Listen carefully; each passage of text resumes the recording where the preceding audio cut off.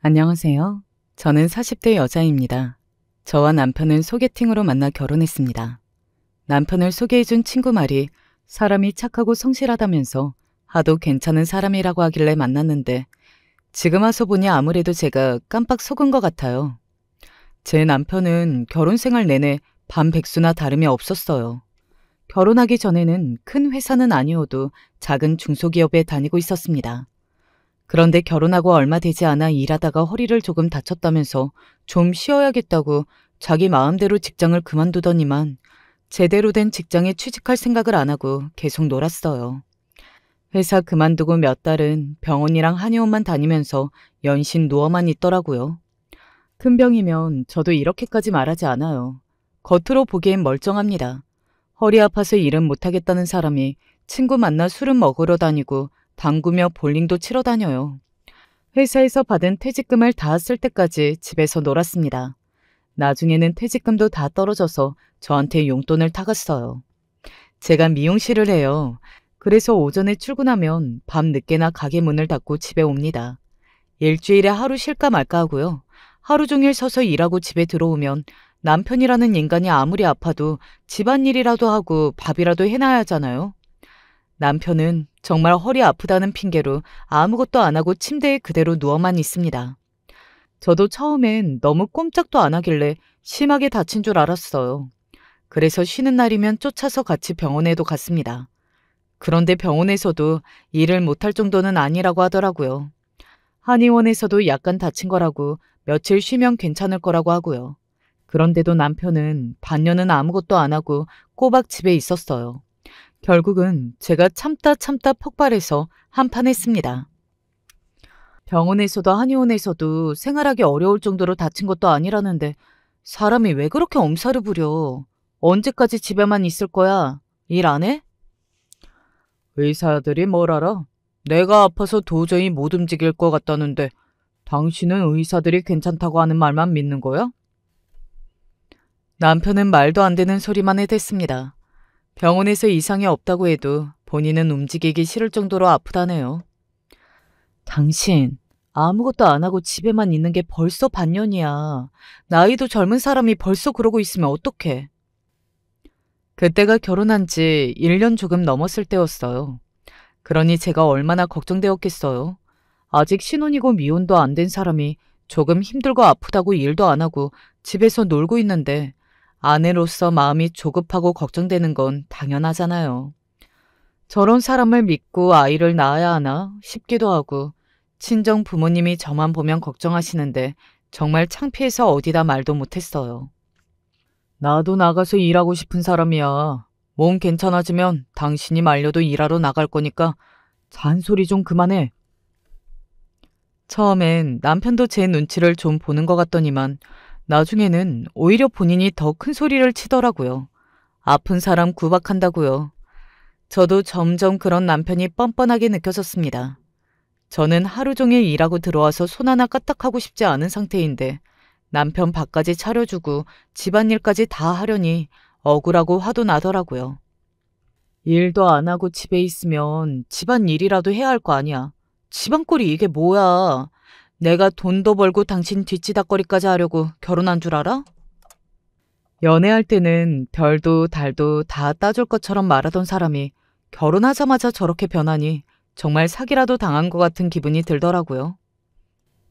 우와, 당신 이렇게 계산적인 사람이었어? 우리가 남이야? 부부인데 내가 힘들 때 이 정도도 못 도와줘? 남편은 그럴 때만 가족이었습니다. 본인이 얼마나 힘들면 나가지도 못하고 집에만 있겠냐면서 정말 힘들답니다. 그래서 일도 못하고 집안일도 못하는 거래요. 몸만 나으면 제가 잡아도 나가서 취직할 거니까 걱정하지 말랍니다. 남편은 말은 잘해요. 몸만 멀쩡해지면 바로 일하러 나간다더니만 취직은커녕 직장을 구할 생각도 안 했어요. 결국은 집에서 논 지 1년이 넘어갔죠. 저는 더는 참을 수가 없어서 남편과 결판을 짓기로 했습니다. 내가 남편을 먹여 살리겠다고 결혼한 게 아닌데 이건 너무 억울해서요. 제가 이렇게 살 거면 차라리 이혼하자고 했어요. 아무래도 난 이렇게 살기 싫다고요.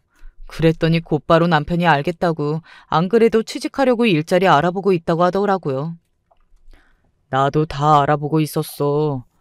요즘 워낙 경기가 어려워서 일자리가 없어서 그런 거지. 안 되면 아르바이트라도 나갈 테니까 걱정하지 마. 지난 1년간 제가 벌어오는 돈으로 살면서 천하태평하더니만 제 입에서 결국은 이혼 소리가 나오니 바로 취직하겠다고 하더라고요.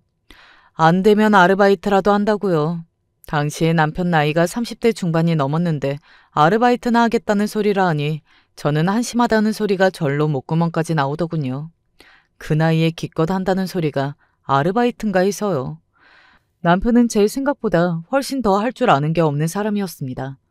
남편이 한심해 보여도 4년제 대학까지 나오고 군대도 갔다 왔어요. 전에 다니던 직장도 제가 알기론 5년 가까이 다닌 걸로 압니다. 그런데 1년 집에서 놀기만 하더니 감을 잃었는지 뭘 하러 나가도 일주일을 못 버티더라고요. 말도 안 되는 이런저런 핑계를 대면서 계속 회사를 그만두더니만 결국은 회사는 못 다니겠다면서 야간에 하는 식당에 가서 아르바이트를 하겠대요. 그래도 그 식당은 한 달 넘게 다니길래 의외로 적성에 맞나 했습니다. 그런데 일한 지 딱 한 달이 넘겨서 월급을 받아오더니만 또 식당 일은 도저히 안 되겠다고 하더라고요. 내가 계산이나 받겠다고 식당에 나간 건데 무슨 자기네들 뒤치다꺼리 하는 줄 안다니까? 매일 청소에 서빙에 바쁠 때는 주방 일까지 시켜요. 아무리 일이 급해도 식당 일은 죽어도 못하겠어. 그냥 다시 회사 알아볼래. 남들은 20대 때 하는 진로 고민을 남편은 30이 훌쩍 넘어 결혼까지 한 사람이 갑자기 질풍노도의 시기를 겪었습니다. 여기저기 취직하고 그만두기를 반복하더니만 다시 직장을 구하기는 구했어요. 어렵사리 작은 홍보회사에 들어갔는데 들어간 지 며칠 안 돼서 또 자기 위에 상사가 툭 하면 본인을 무시하고 싫은 소리를 한다고 더는 못 다니겠다고 했어요. 그 새끼 나보다 2살밖에 안 많으면서 툭 하면 윗사람 노릇이나 하고 거지 같은 회사 꼴랑 몇 년 더 다녔다고 아는 척 엄청 해. 그 새끼 재수 없어서 도저히 못 다니겠다니까. 여러분이 저라면 어떠시겠어요? 결혼하고 2, 3년을 제대로 진득하니 직장도 못 다니고 매일같이 말도 안 되는 핑계를 대며 회사 다녔다가 그만뒀다가를 반복하는데 그냥 놔줄 수 있겠어요? 그래도 저는 어떻게든 남편이 이번 회사에서는 좀 참고 다니기를 간절히 바라서 회사에 들어간 날로부터 매일 남편이 그 상사 욕을 하는데도 잘 들어주고 남편 편을 들어줬어요. 왜 힘들게 마음 잡고 회사에 나간 사람 괴롭히나 해서요. 그런데 남편이 정말 매일매일 그 사람 욕만 해대니 저도 언제부턴가는 듣고 싶지가 않았습니다. 자꾸 듣다 보니 그 사람보다 남편이 더 문제라는 생각이 들었거든요. 나이도 2살 위에 직급도 당신보다 위면 당연히 윗사람이 맞지. 회사 생활 처음 하는 것도 아니면서 왜 별것도 아닌 걸로 그렇게 짜증을 내? 그럼 뭐 남의 돈 벌어먹는 게 어디 쉬워? 저도 10년 가까이 미용 일하면서 별의별 여자들 비위 맞추면서 먹고 살았어요. 결혼하고 나서 남편도 그 돈으로 살았고요. 저는 미용실에서 아무리 힘들고 어려운 일이 있어도 남편한테 주절주절 떠든 적이 없습니다. 그런데 남편은 남이 하라는 작은 소리 하나 들을 줄을 몰랐어요. 당신이 남의 밑에서 회사 생활해 본 적이 없어서 그래. 당신은 남편인 내가 나가서 그런 소리나 듣고 다니는데 화도 안 나? 꼭 그 인간 편을 들어야겠어? 남편은 유치하고 유약했습니다. 본인 귀에 듣고 싶은 말만 들었어요. 설마 내가 얼굴도 모르는 사람 편을 들겠어? 나도 회사 생활은 안 해봤지만 10년 넘게 사람 상대하는 일만 해봤는데 왜 모르겠어. 더러워도 먹고 살려면 좀 참으라는 이야기지. 남편에게 쏘아붙이고 싶은 말은 많았지만 저는 애써 참았습니다. 그나마 힘들게 구해서 나간 직장인데 저러다가 또 배알이 꼬여서 안 다니겠다고 하면 그게 더 문제이니까요. 그런데 저 딴에는 남편을 다독인다고 다독인 건데도 남편은 못 알아듣고 철없는 소리만 했습니다. 됐어. 나랑 당신이랑 같아. 당신이야 고졸이라 갈 데가 없어서 어쩔 수 없이 버텼겠지만 난 아니야. 아무리 일이 중요해도 그런 대접받으면서 다닐 사람이 아니라고. 남편 말에 저는 기가 차서 말도 안 나왔습니다. 저 남자가 정말 결혼 전 제가 연애했던 그 남자가 맞나 싶더라고요. 물론 남편 말이 틀린 말은 아니에요. 남편 말처럼 저는 고등학교 졸업하고 바로 미용실에 들어가 지금까지 미용 일만 했습니다. 배운 게 도둑질이라고 기술이 이것밖에 없으니 다른 건 할 줄 몰라요. 그래서 저는 계속해서 이 바닥에 버텼습니다. 그렇다고 해서 제가 갈 곳이 없어서 여기서만 버틴 게 아니에요. 제가 좋아하는 일이고 저를 찾아주는 사람이 많으니 책임감 가지고 열심히 한 겁니다. 그런데 남편은 제가 사랑하는 일을 마치 별것 아닌 하찮은 일인 것처럼 취급하면서 말을 하니 저도 기분이 상하더군요. 본인이 저에게 그런 말을 할 자격이 있나 의심스러웠습니다. 하지만 어쩌겠어요. 여기서 제가 더 나서서 화를 냈다간 남편이라는 인간이 또 못하겠다고 때려치울 텐데요. 저는 꾹 참고 그래도 조금만 더 버텨보라고 타일렀어요. 그럴 때면 저는 무슨 남편이 아니라 아들 하나 키우는 것만 같았습니다. 그러던 중 우려하던 일이 벌어지고 말았습니다. 남편이 결국엔 그 회사에서 버티지 못하고 또 그만뒀어요. 그때는 저도 정말 화가 났어요. 이 인간이 도대체 무슨 생각을 하고 사는 건가 싶더라고요. 거기다가 엎친 데 덮친 격으로 남편이 돈 사고까지 쳤어요.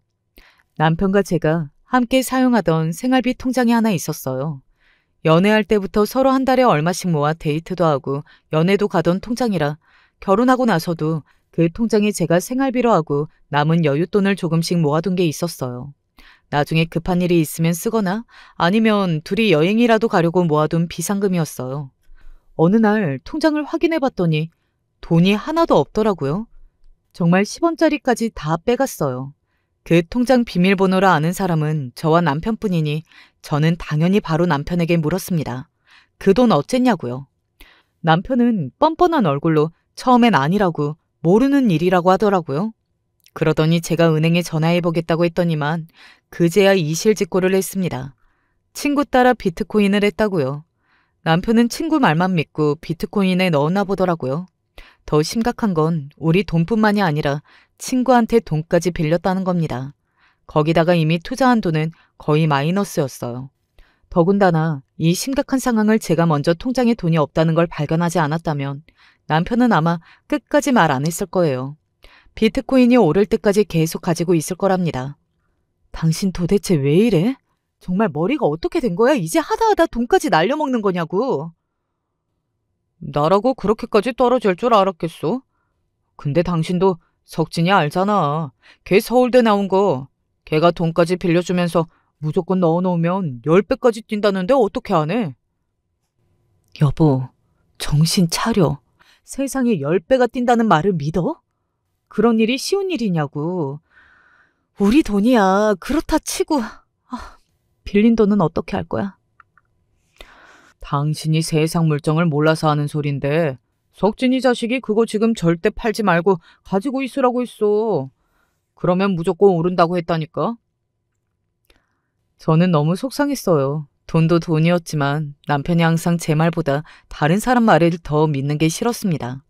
그러다가 결국은 일이 터졌습니다. 알고 보니 남편 친구가 남편한테 사기를 친 거더라고요. 제대로 정식 등록되지 않는 비트코인을 마치 안전한 거래소인 것처럼 꾸며서 투자자들을 모아 계속 투자하게 만든 다음에 자금을 뺄 수 없게 만들어버리더라고요. 그러고는 돈을 다 빼돌리는 거죠. 남편은 이 사건에 연루돼서 투자한 돈을 다 날렸습니다. 거기다가 더 문제는 남편이 주변 친구들한테도 또 소개해서 피해를 본 사람들이 있다는 겁니다. 남편은 이 일로 몇 달 동안 조사를 받았어요. 남편이 소개해서 피해를 봤다는 사람들이 신고해서 남편도 가해자로 몰릴 뻔했거든요. 결국은 남편이 소개해서 피해본 사람들과 합의 보느라 돈이 꽤 들어갔어요. 남편이야 수중에 돈이 한 푼도 없으니 결국은 또 제가 해결해줬습니다. 그런 일까지 있고 나서는 저도 참다 못해 시부모님께 일렀습니다. 남편은 그런 이야기를 왜 자기 부모한테 하느냐고 했지만 저도 속이 터져서 참을 수가 없었어요. 제가 아무리 말을 해도 듣지 않으니 시부모님 말이라도 들을까 싶어서요. 저는 남편이 자꾸만 직장을 그만두는 이야기와 비트코인으로 돈을 날린 이야기를 시부모님께 하소연했습니다. 남편 때문에 도저히 못 살겠다고요. 도대체 왜 저러는지 모르겠어요. 직장도 진득하니 못 다니면서 손쉽게 돈 벌 생각만 하다가 결국은 사기까지 당했다고요. 이제 나이도 있는데 저러다가 재취업 못하면 어떡해요? 아버님, 제발 아버님이 좀 얘기 좀 해주세요. 저 너무 힘들어요. 그때까지는 그래도 제가 시부모님을 믿고 의지했었어요. 시부모님이 결혼 전에 만났을 때부터 저에게 잘해주셨거든요. 저는 그것만 믿고 시부모님께 제 편에서 남편을 좀 혼내주셨으면 했습니다. 그런데 제가 생각이 짧았어요. 원래 팔은 다 안으로 굽는다는 걸 간과하고 있었죠. 남자가 사회생활하고 살다 보면 한 번씩은 돈 실수하게 되어 있다. 그렇다고 마누라가 옆에서 자꾸만 싫은 소리하고 바가지 긁으면 남자가 더 밖으로 도는 거야. 순간 저는 시겁했습니다. 아무리 그래도 30을 훌쩍 넘긴 아들이 일도 안 하려고 하고 멍청하게 사기까지 당했는데 시아버지는 남자는 그럴 수 있다네요. 제 아무리 자기 자식이 귀하다지만 저는 시아버지께 실망했어요. 당신은 며느리가 힘들어서 아들 좀 혼내달라고 왔는데 그렇게 말을 하면 어떡해요? 세아가, 아이고, 우리 아들놈 때문에 마음고생이 많지? 내가 대신 미안해. 우리 아들이 공부만 할 줄 알았지. 영순진에서 이렇게 세상을 몰라. 똑부러지는 우리 며느리가 우리 아들 좀 잘 다독여줘. 혼은 내가 내줄게. 그나마 시어머니께서 나서서 시아버지와 남편에게 한 소리 해주셨어요. 여자 마음 고생시켜놓고 그러면 안 되는 거라고요. 세아기 내일 쉬는 날이지? 시간도 늦었는데 내가 내일 아침 우리 세아가 좋아하는 동태탕 끓여줄 테니까 오늘 자고 내일 가. 알았지? 네. 어머니, 감사해요. 저 오늘 자고 내일 동태탕 먹고 갈게요. 시어머니는 당신 아들 때문에 마음고생한 며느리 안쓰럽다고 맛있는 거 해줄 테니 하루 자고 가라고 하셨습니다. 저는 그 마음이 너무 감사해서 시어머니 말씀대로 자고 가기로 했어요. 시어머니라도 제 마음을 이해해 주시는 것 같아서 남편에게 쌓였던 앙금이 조금이나마 풀리는 것 같았거든요. 그런데 그날 새벽 듣지 않았으면 좋았을 이야기를 듣고야 말았습니다. 잠자리가 바뀌어서인지 제가 자다가 새벽에 눈이 떠졌어요. 그런데 저와 남편이 자던 방문이 열려있고 제 옆에 있던 남편도 없더라고요. 그런데 그때였습니다. 거실에 누가 있는지 아직 불이 켜져 있더라고요. 저는 이 늦은 시각에 시부모님과 남편이 아직 안 주무시나 싶어 슬쩍 자리에서 일어났습니다. 밖에서 인기척이 들리길래 저는 일어나서 거실로 나가려고 했어요. 그런데 그때 밖에서 하는 이야기 소리가 그대로 다 들리더라고요. 시어머니와 남편이 저에 관한 이야기를 하는 것 같았어요. 제가 잠에서 깬 줄도 모르고 시어머니와 남편이 연신 떠드는데 그 대화 내용이 충격적이었습니다. 엄마가 뭐랬어? 걔 네 친정 용인의 집도 있고 땅도 있고 아주 알짜배기라니까. 옛날부터 여자가 미용 기술 하나 있으면 절대 집안 굶길 일 없다고 했어. 거기다가 미용실 하는 여자들은 생활력도 강해서 남자 돈 좀 못 본다고 절대 안 버려. 시어머니께서 저렇게 말을 하는데 순간 저도 모르게 얼굴이 구겨졌어요.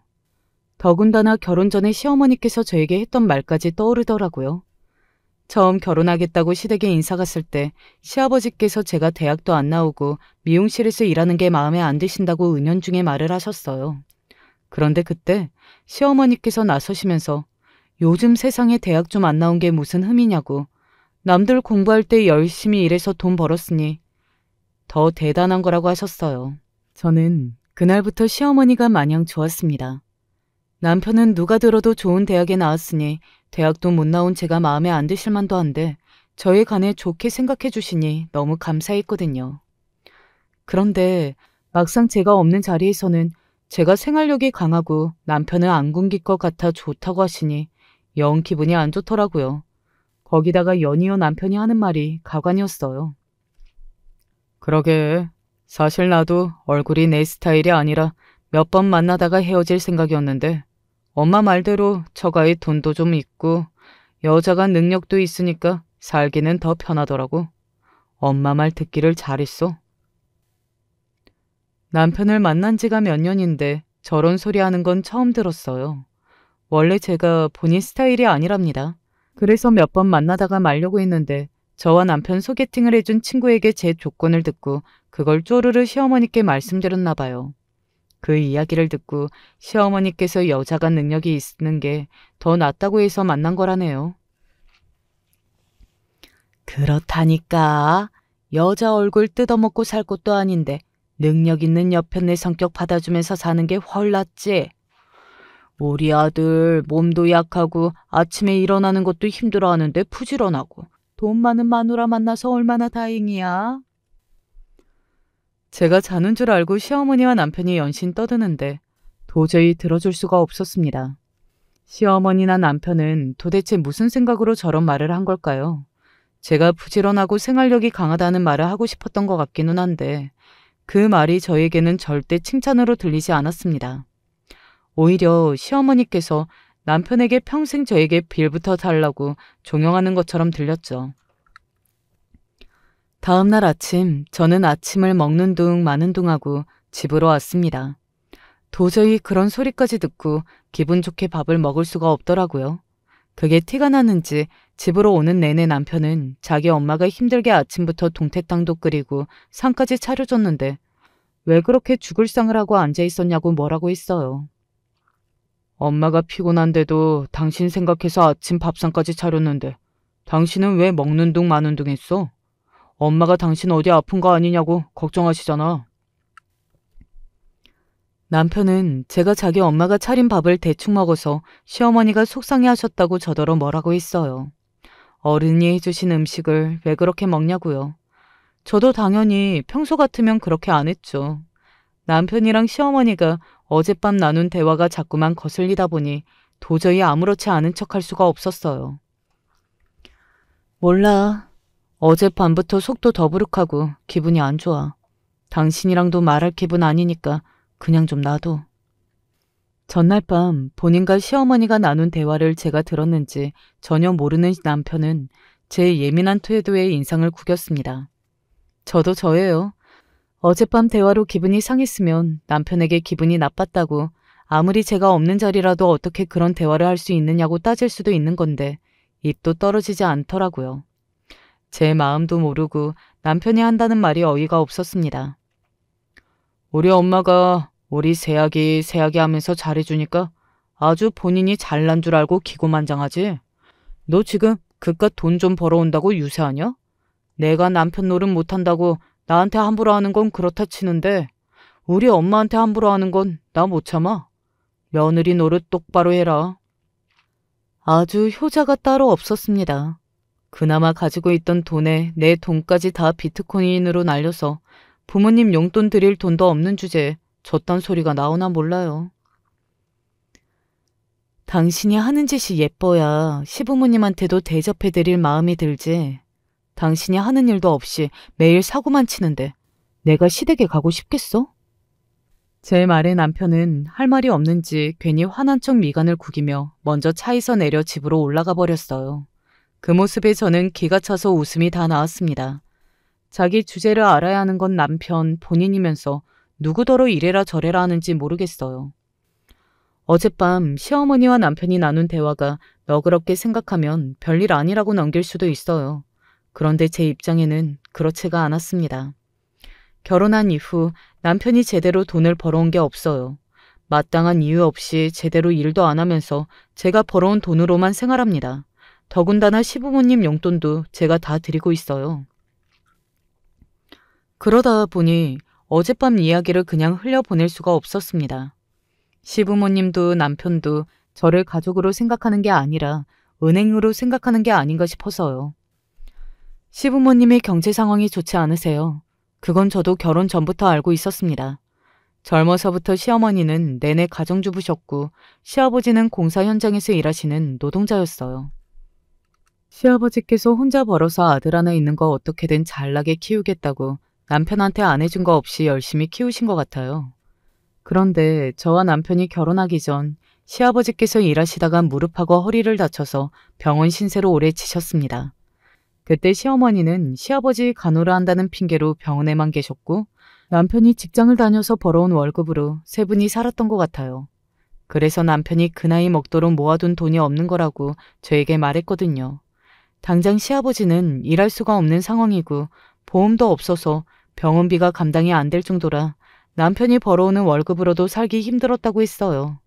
그랬으니 남편처럼 게으른 사람도 어떻게든 본인 부모를 책임지겠다고 직장에 몇 년 동안 다녔던 거죠. 그래서 남편과 제가 결혼할 당시에 시댁에는 모아둔 재산이 하나도 없었어요. 지금 현재 시부모님이 사시는 빌라도 전세예요. 저와 남편이 결혼한다고 했을 때 시아버지께서 너무도 당당하게 시댁에서는 해주실 수 있는 게 아무것도 없다고 하셨죠. 우리나라 결혼제도는 이상해도 너무 이상해. 다 큰 성인 남녀가 결혼하는데 그 비용을 왜 부모가 내? 자기들이 알아서 하는 거지. 아이고, 그거야. 우리가 돈이 없으니까 그런 소리 하는 거지. 돈만 있어봐. 자식이 장가가 된다는데 해줄 수 있는 건 다 해주고 싶지. 세아가, 미안하다. 이 사람이 병원에 오래 있어서 병원에 들어간 돈이 수억이야. 그래서 우리가 지금 당장은 가진 돈이 없어. 그 전에 남편에게 들은 이야기가 있어서 시댁 사정이 좋지 않다는 건 알고 있었어요. 시아버지는 오랜 시간 병원에 계시면서 자존감이 많이 떨어진 상태라 자존심만 세서 다른 사람들 말은 잘 듣지 않으셨고 그에 반해 시어머니는 몸이 아픈 시아버지 곁에서 간호하느라 신경이 예민한 상태였죠. 그런 시부모님을 챙기고 걱정하는 건 남편의 몫이었고요. 엄마, 민선이 집 있어. 결혼하면 내가 그리로 들어가서 살면 돼. 민선이도 우리 집 상황 힘든 거 다 알면서 이해하고 결혼하는 거라 부족한 부분은 결혼해서 우리 둘이 하나하나 채워나가기로 했어. 민선이가 이렇게 착해, 엄마. 그때야 제 눈엔 남편만 보일 때니 그런 남편이 안쓰럽게 느껴졌습니다. 그래서 결혼만 하면 제가 남편을 많이 챙겨줘야겠다라는 생각까지 했어요. 사실 저는 남편과 달리 어릴 때부터 부모님께서 경제적으로 여유가 있으신 분들이었어요. 할아버지께서 크게 사업을 하시기도 했고 친정 아버지께서는 그 뒤를 이어 사업을 하면서 부동산 관련 업에도 뛰어들어 사업을 크게 확장하셨어요. 덕분에 저는 경제적으로는 유복하게 자랐어요. 더군다나 부모님 두 분 다 공부하라고 잔소리를 안 하시는 분들이라 뭐든 제가 하고 싶은 대로 하게 두셨습니다.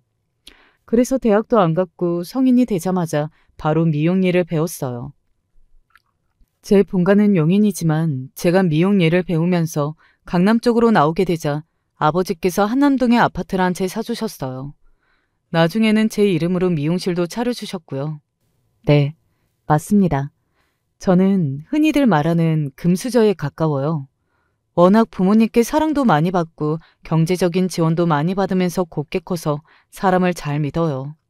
부모님께 받은 사랑을 결혼해서 남편과 자식들에게 똑같이 해주고 싶었습니다. 제가 뭐라든 간에 응원해 주시던 부모님도 남편과 결혼하겠다고 했을 때 사실 걱정하셨어요.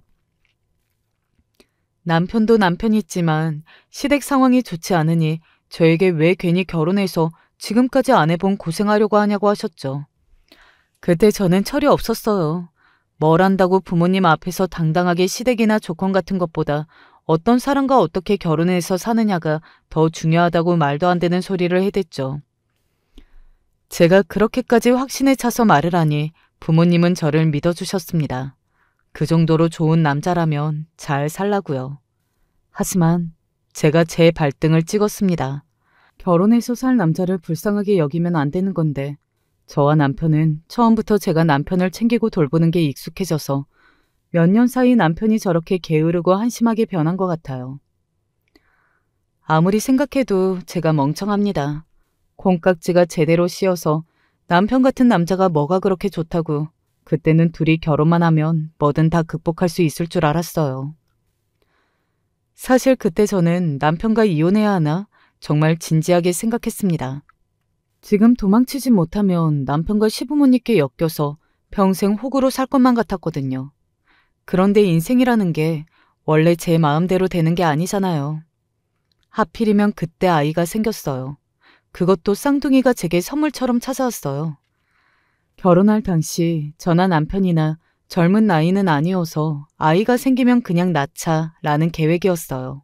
그런데 생각보다 아이가 쉽게 생기는 게 아니더라고요.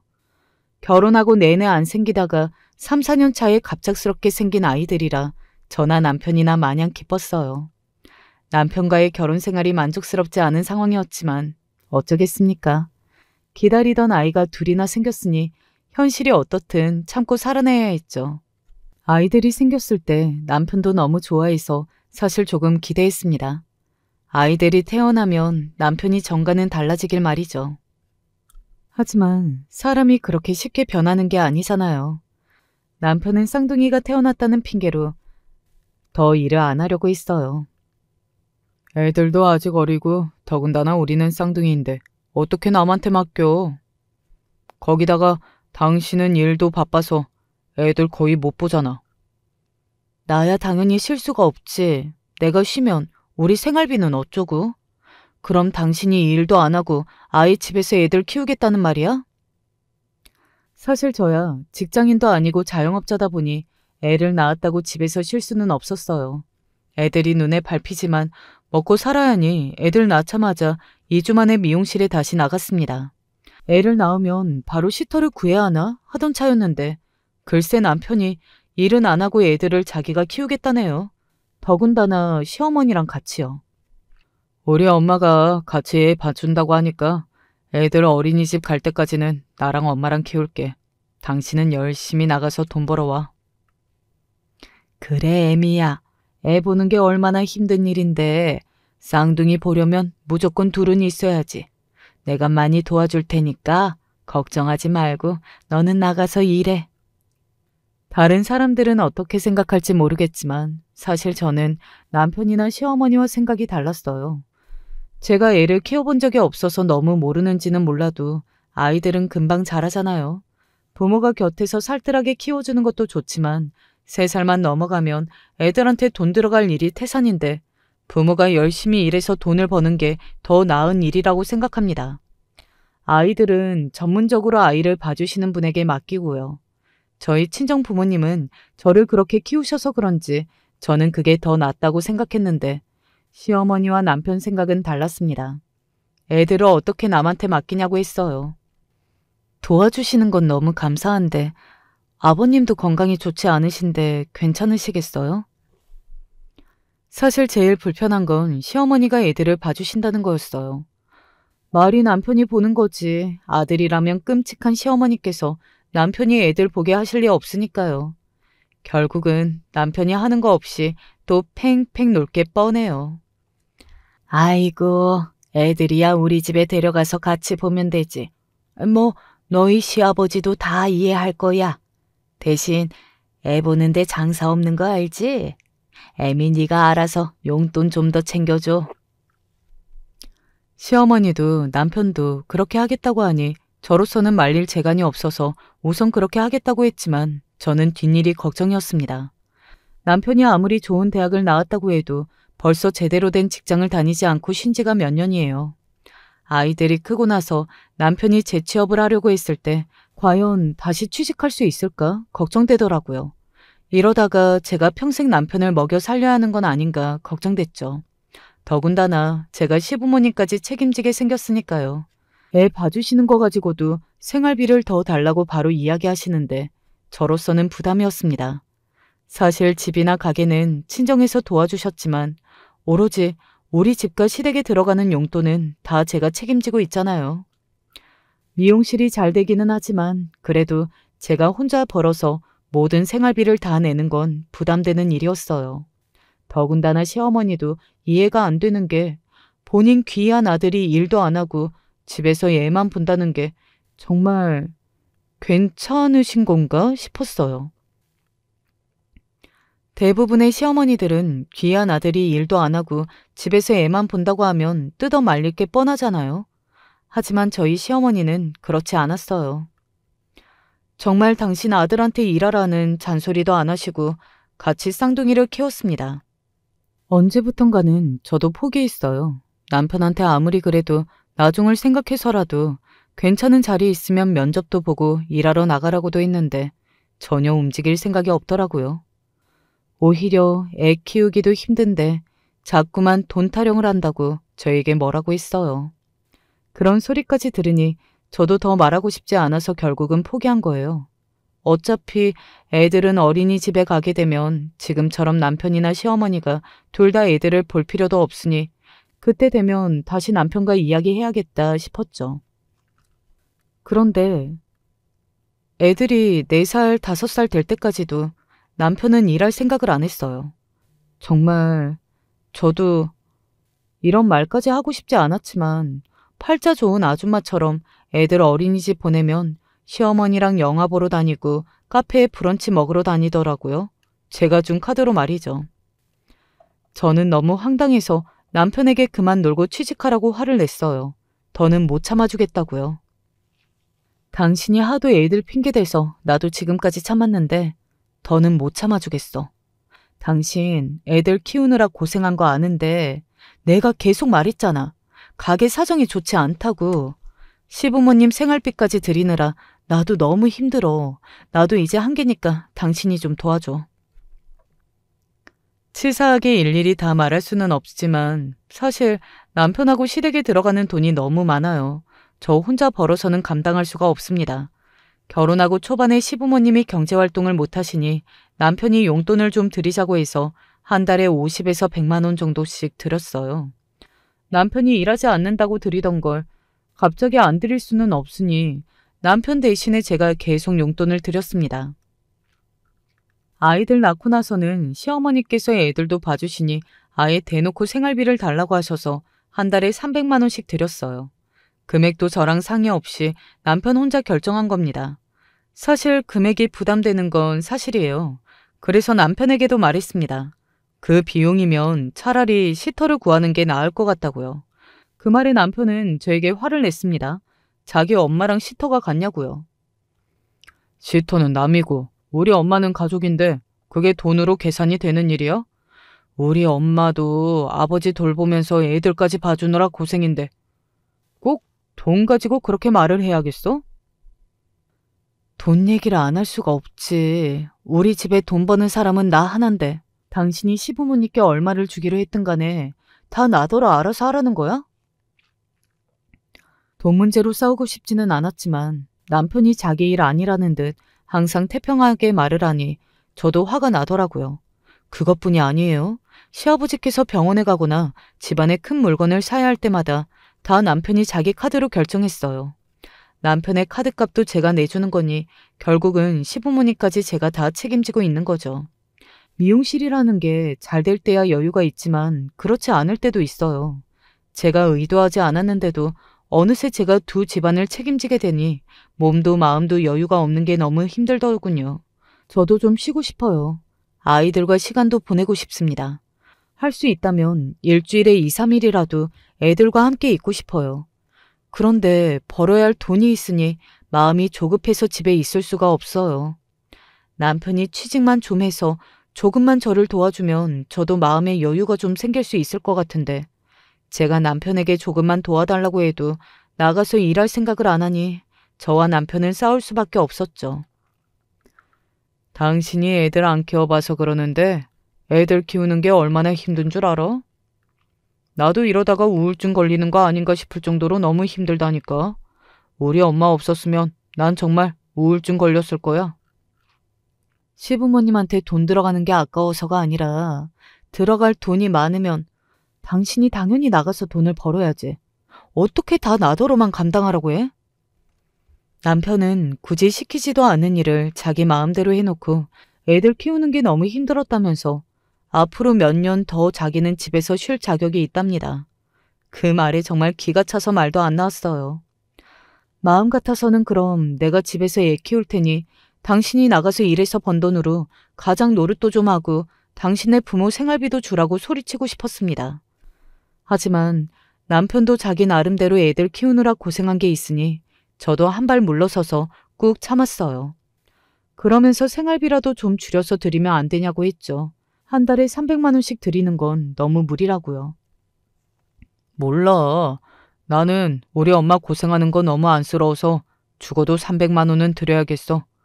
당신은 그동안 나랑 엄마가 일도 안 하고 몇 년 동안 애들만 키우느라 몸 상하고 고생하는 건 신경도 안 쓰이지.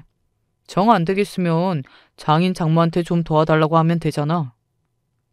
남편과는 말이 통하지 않았습니다. 제 말은 현재 남편의 씀씀이와 시부모님께 드리는 생활비가 말도 안 되게 많다고 하는 말인데 남편은 자꾸만 본인과 시어머니가 애들 보느라 고생했다는 말만 했죠. 그러면서 한다는 말이 그럼 친정에 부탁하라네요. 더 말해봐야 뭐 하겠어요. 남편은 항상 본인만 힘들고 본인만 대단한 일을 한 것처럼 구는걸요. 저는 결국 미용실을 좀 줄이기로 했어요. 원래는 강남에 미용실이 크게 있었는데 아무래도 강남이라 유지비에 인건비에 너무 지출이 많아서 차라리 동네를 좀 옮기고 규모를 좀 줄이기로 했습니다. 장사가 아무리 잘 돼도 나가는 돈이 많으니 남는 돈이 없어서 갑작스러운 상황이 생기면 돈 문제 때문에 좀 힘들더라고요. 그래서 조금 더 나중을 위해 가게를 좀 줄이기로 정했습니다. 미용실 이사 문제로 정신이 없어서 제가 다른 건 신경 쓸 겨를이 없었어요. 그때 제가 좀 느낀 게 있습니다. 그래도 남편과 시어머니가 있으니 제가 안심하고 일할 수 있더라고요. 여자가 애 키우면서 일한다는 게 사실 쉬운 일은 아니잖아요. 제가 애들을 키워보질 않아서 남편이랑 시어머니가 얼마나 힘든지 몰랐었는데 가게 인사 문제로 거의 매일 밤 11시가 넘어서 집에 들어가다 보니 제가 없는 시간 동안 두 분이 고생해준 덕분에 우리 가정이 돌아가고 있구나 싶은 생각이 들었어요. 그래서 저는 더 열심히 일했습니다. 제가 아무리 말해도 남편이 저 정도로 일할 생각이 없고 아이들 키우는데 진심이니 이제 남편이 일하는 건 포기하고 차라리 남편에게 모든 걸 맡기고 저는 밖에 일에 더 충실하기로 했죠. 그러다 아이들이 좀 크면 남편이 제 미용실에 나와 일을 도와줘도 되니까요. 지금은 여러모로 저나 남편이나 힘든 시기이니 이것만 잘 넘겨보자 했습니다. 그런데 제 생각은 틀렸어요. 사람은 변하는 게 아닌데 제가 남편을 너무 믿었더라고요. 남편 때문에 결국은 우리 가정이 박살났습니다. 미용실을 줄이다 보니 이사하면서 여윳돈이 좀 생겨 통장에 돈이 좀 있었어요. 가게 하면서 애 둘의 시부모님까지 책임지면서 살다 보니 통장에 돈이 마르면 무서워서 여윳돈으로 남겨뒀어요. 그러고는 새로 이사한 가게 일로 정신이 없었죠. 그러던 어느 날이었습니다. 미용실 인테리어에 문제가 생겨서 수리를 좀 해야 했어요. 저는 너무 놀라서 통장을 여러 번 확인했습니다. 순간 저는 번뜩 남편 생각이 나서 바로 집으로 갔어요. 그리고 남편에게 물었습니다. 설마 통장에서 돈을 찾았냐고요. 그런데 그때 남편은 너무 아무렇지 않은 얼굴로 자기가 통장에서 1억을 인출했다고 말하더군요. 아, 그거 엄마 타던 차가 너무 오래돼서 위험해 보이더라고. 그래서 내가 이번 기회에 엄마 차 좀 좋은 걸로 바꿔드렸어. 우리 애들 보느라 매일 운전하고 다니시는데 자식이 그 정도는 해줄 수 있잖아. 남편은 오히려 적반하장으로 저에게 며느리가 돼서 시어머니 오래된 차 끌고 다니는 게 걱정도 안 되냐입니다. 나도 어머니 차 오래된 거 다 알고 우리가 바꿔드릴 수도 있다고 생각해. 근데 문제는 그런 큰일을 나랑 상의도 한마디 안 하고 혼자 결정하면 어떡해? 거기다가 1억이라니. 도대체 무슨 차를 샀길래 1억이나 들어? 며느리가 돈 잘 버는데 우리 엄마도 외제차 정도 살 수 있지 뭐. 그리고 우리 엄마 아니었으면 우리 쌍둥이들이 저렇게 건강하게 자랄 수 있었겠어?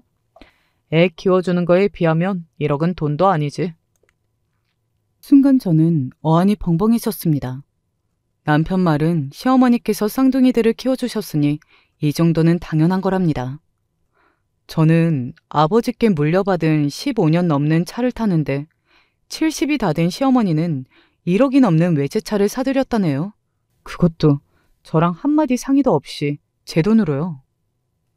당신 생각이 있는 거야, 없는 거야? 그 통장에 있는 돈 앞으로 다 필요한 돈이라 넣어둔 건데 당장 급한 일도 아닌 차 사겠다고 당신 마음대로 쓰면 어떡해. 저는 너무 화가 나서 소리를 질렀어요. 그런데 남편은 반성의 기미조차 없이 잔뜩 실망한 얼굴로 저를 바라보고 있더군요. 당신이랑 나랑 부부야. 우리 통장에 있는 돈이면 내 돈인데 내가 마음대로 내 돈도 못 써? 남편은 말도 안 되는 논리를 펼치기 시작했어요. 우리가 부부라서 내 통장에 있는 돈도 자기 돈이라네요. 내가 번 돈이고 내 통장에 있는 돈인데 당연히 나랑 상의해야지. 더군다나 1억인데? 내가 당신한테 말도 안 하고 우리 친정에 1억 가져다 주면 당신 기분 좋겠어? 나는 상관없는데?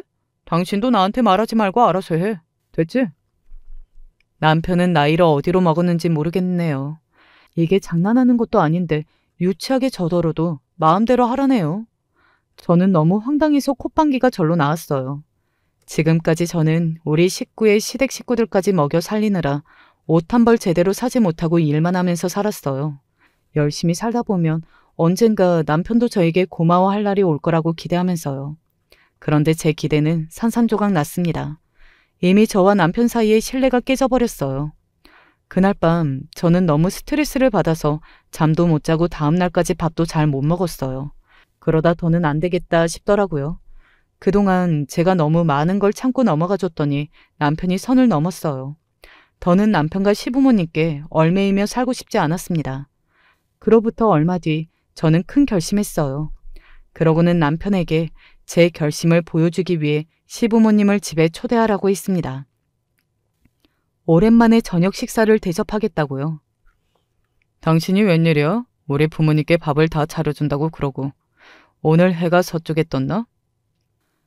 남편은 식사 대접을 한다는데도 연신 비아냥거렸습니다. 웬일이냐고요. 나도 든든한 남편이 있어서 팔자 좋게 일하면서 애들 봤으면 지금보다는 시부모님한테도 잘했겠지. 에이, 당신이 몰라서 그렇지. 당신 성격에 애들 보면 그거대로 힘들다고 또 못했을걸? 남편은 눈치도 없이 계속 깐족거렸어요. 저는 그래, 그렇게 깐족거리는 것도 지금뿐이다. 즐겨라 라는 마음으로 마냥 받아줬습니다. 복수할 시간이 얼마 남지 않았으니까요. 저도 오랜만에 솜씨를 발휘해 시부모님이 좋아하시는 음식들로 상을 차렸어요. 그러고는 제가 먼저 술도 따라드리고 비도 맞춰드렸죠. 그랬더니 시부모님도 신나서 연신 자기 아들 자랑만 하더군요. 세상에 이런 남편 없다고요. 애미, 너 내 아들한테 잘해라. 요즘 세상에 내 아들 같은 남편이 어딨냐. 마누라 나가서 편하게 일하라고 그 좋은 학벌 다 놔두고 애나 본다니. 아이고, 당신은 또 그 소리.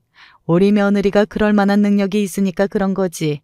봐요. 벌써 이 집도 30억까지 올랐다잖아.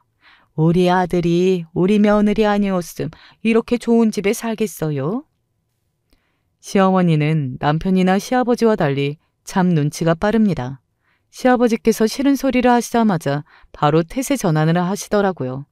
언제 또 부동산을 알아봤는지 저희 친정아버지께서 사주신 집이 30억까지 오른 걸 알고 계셨어요.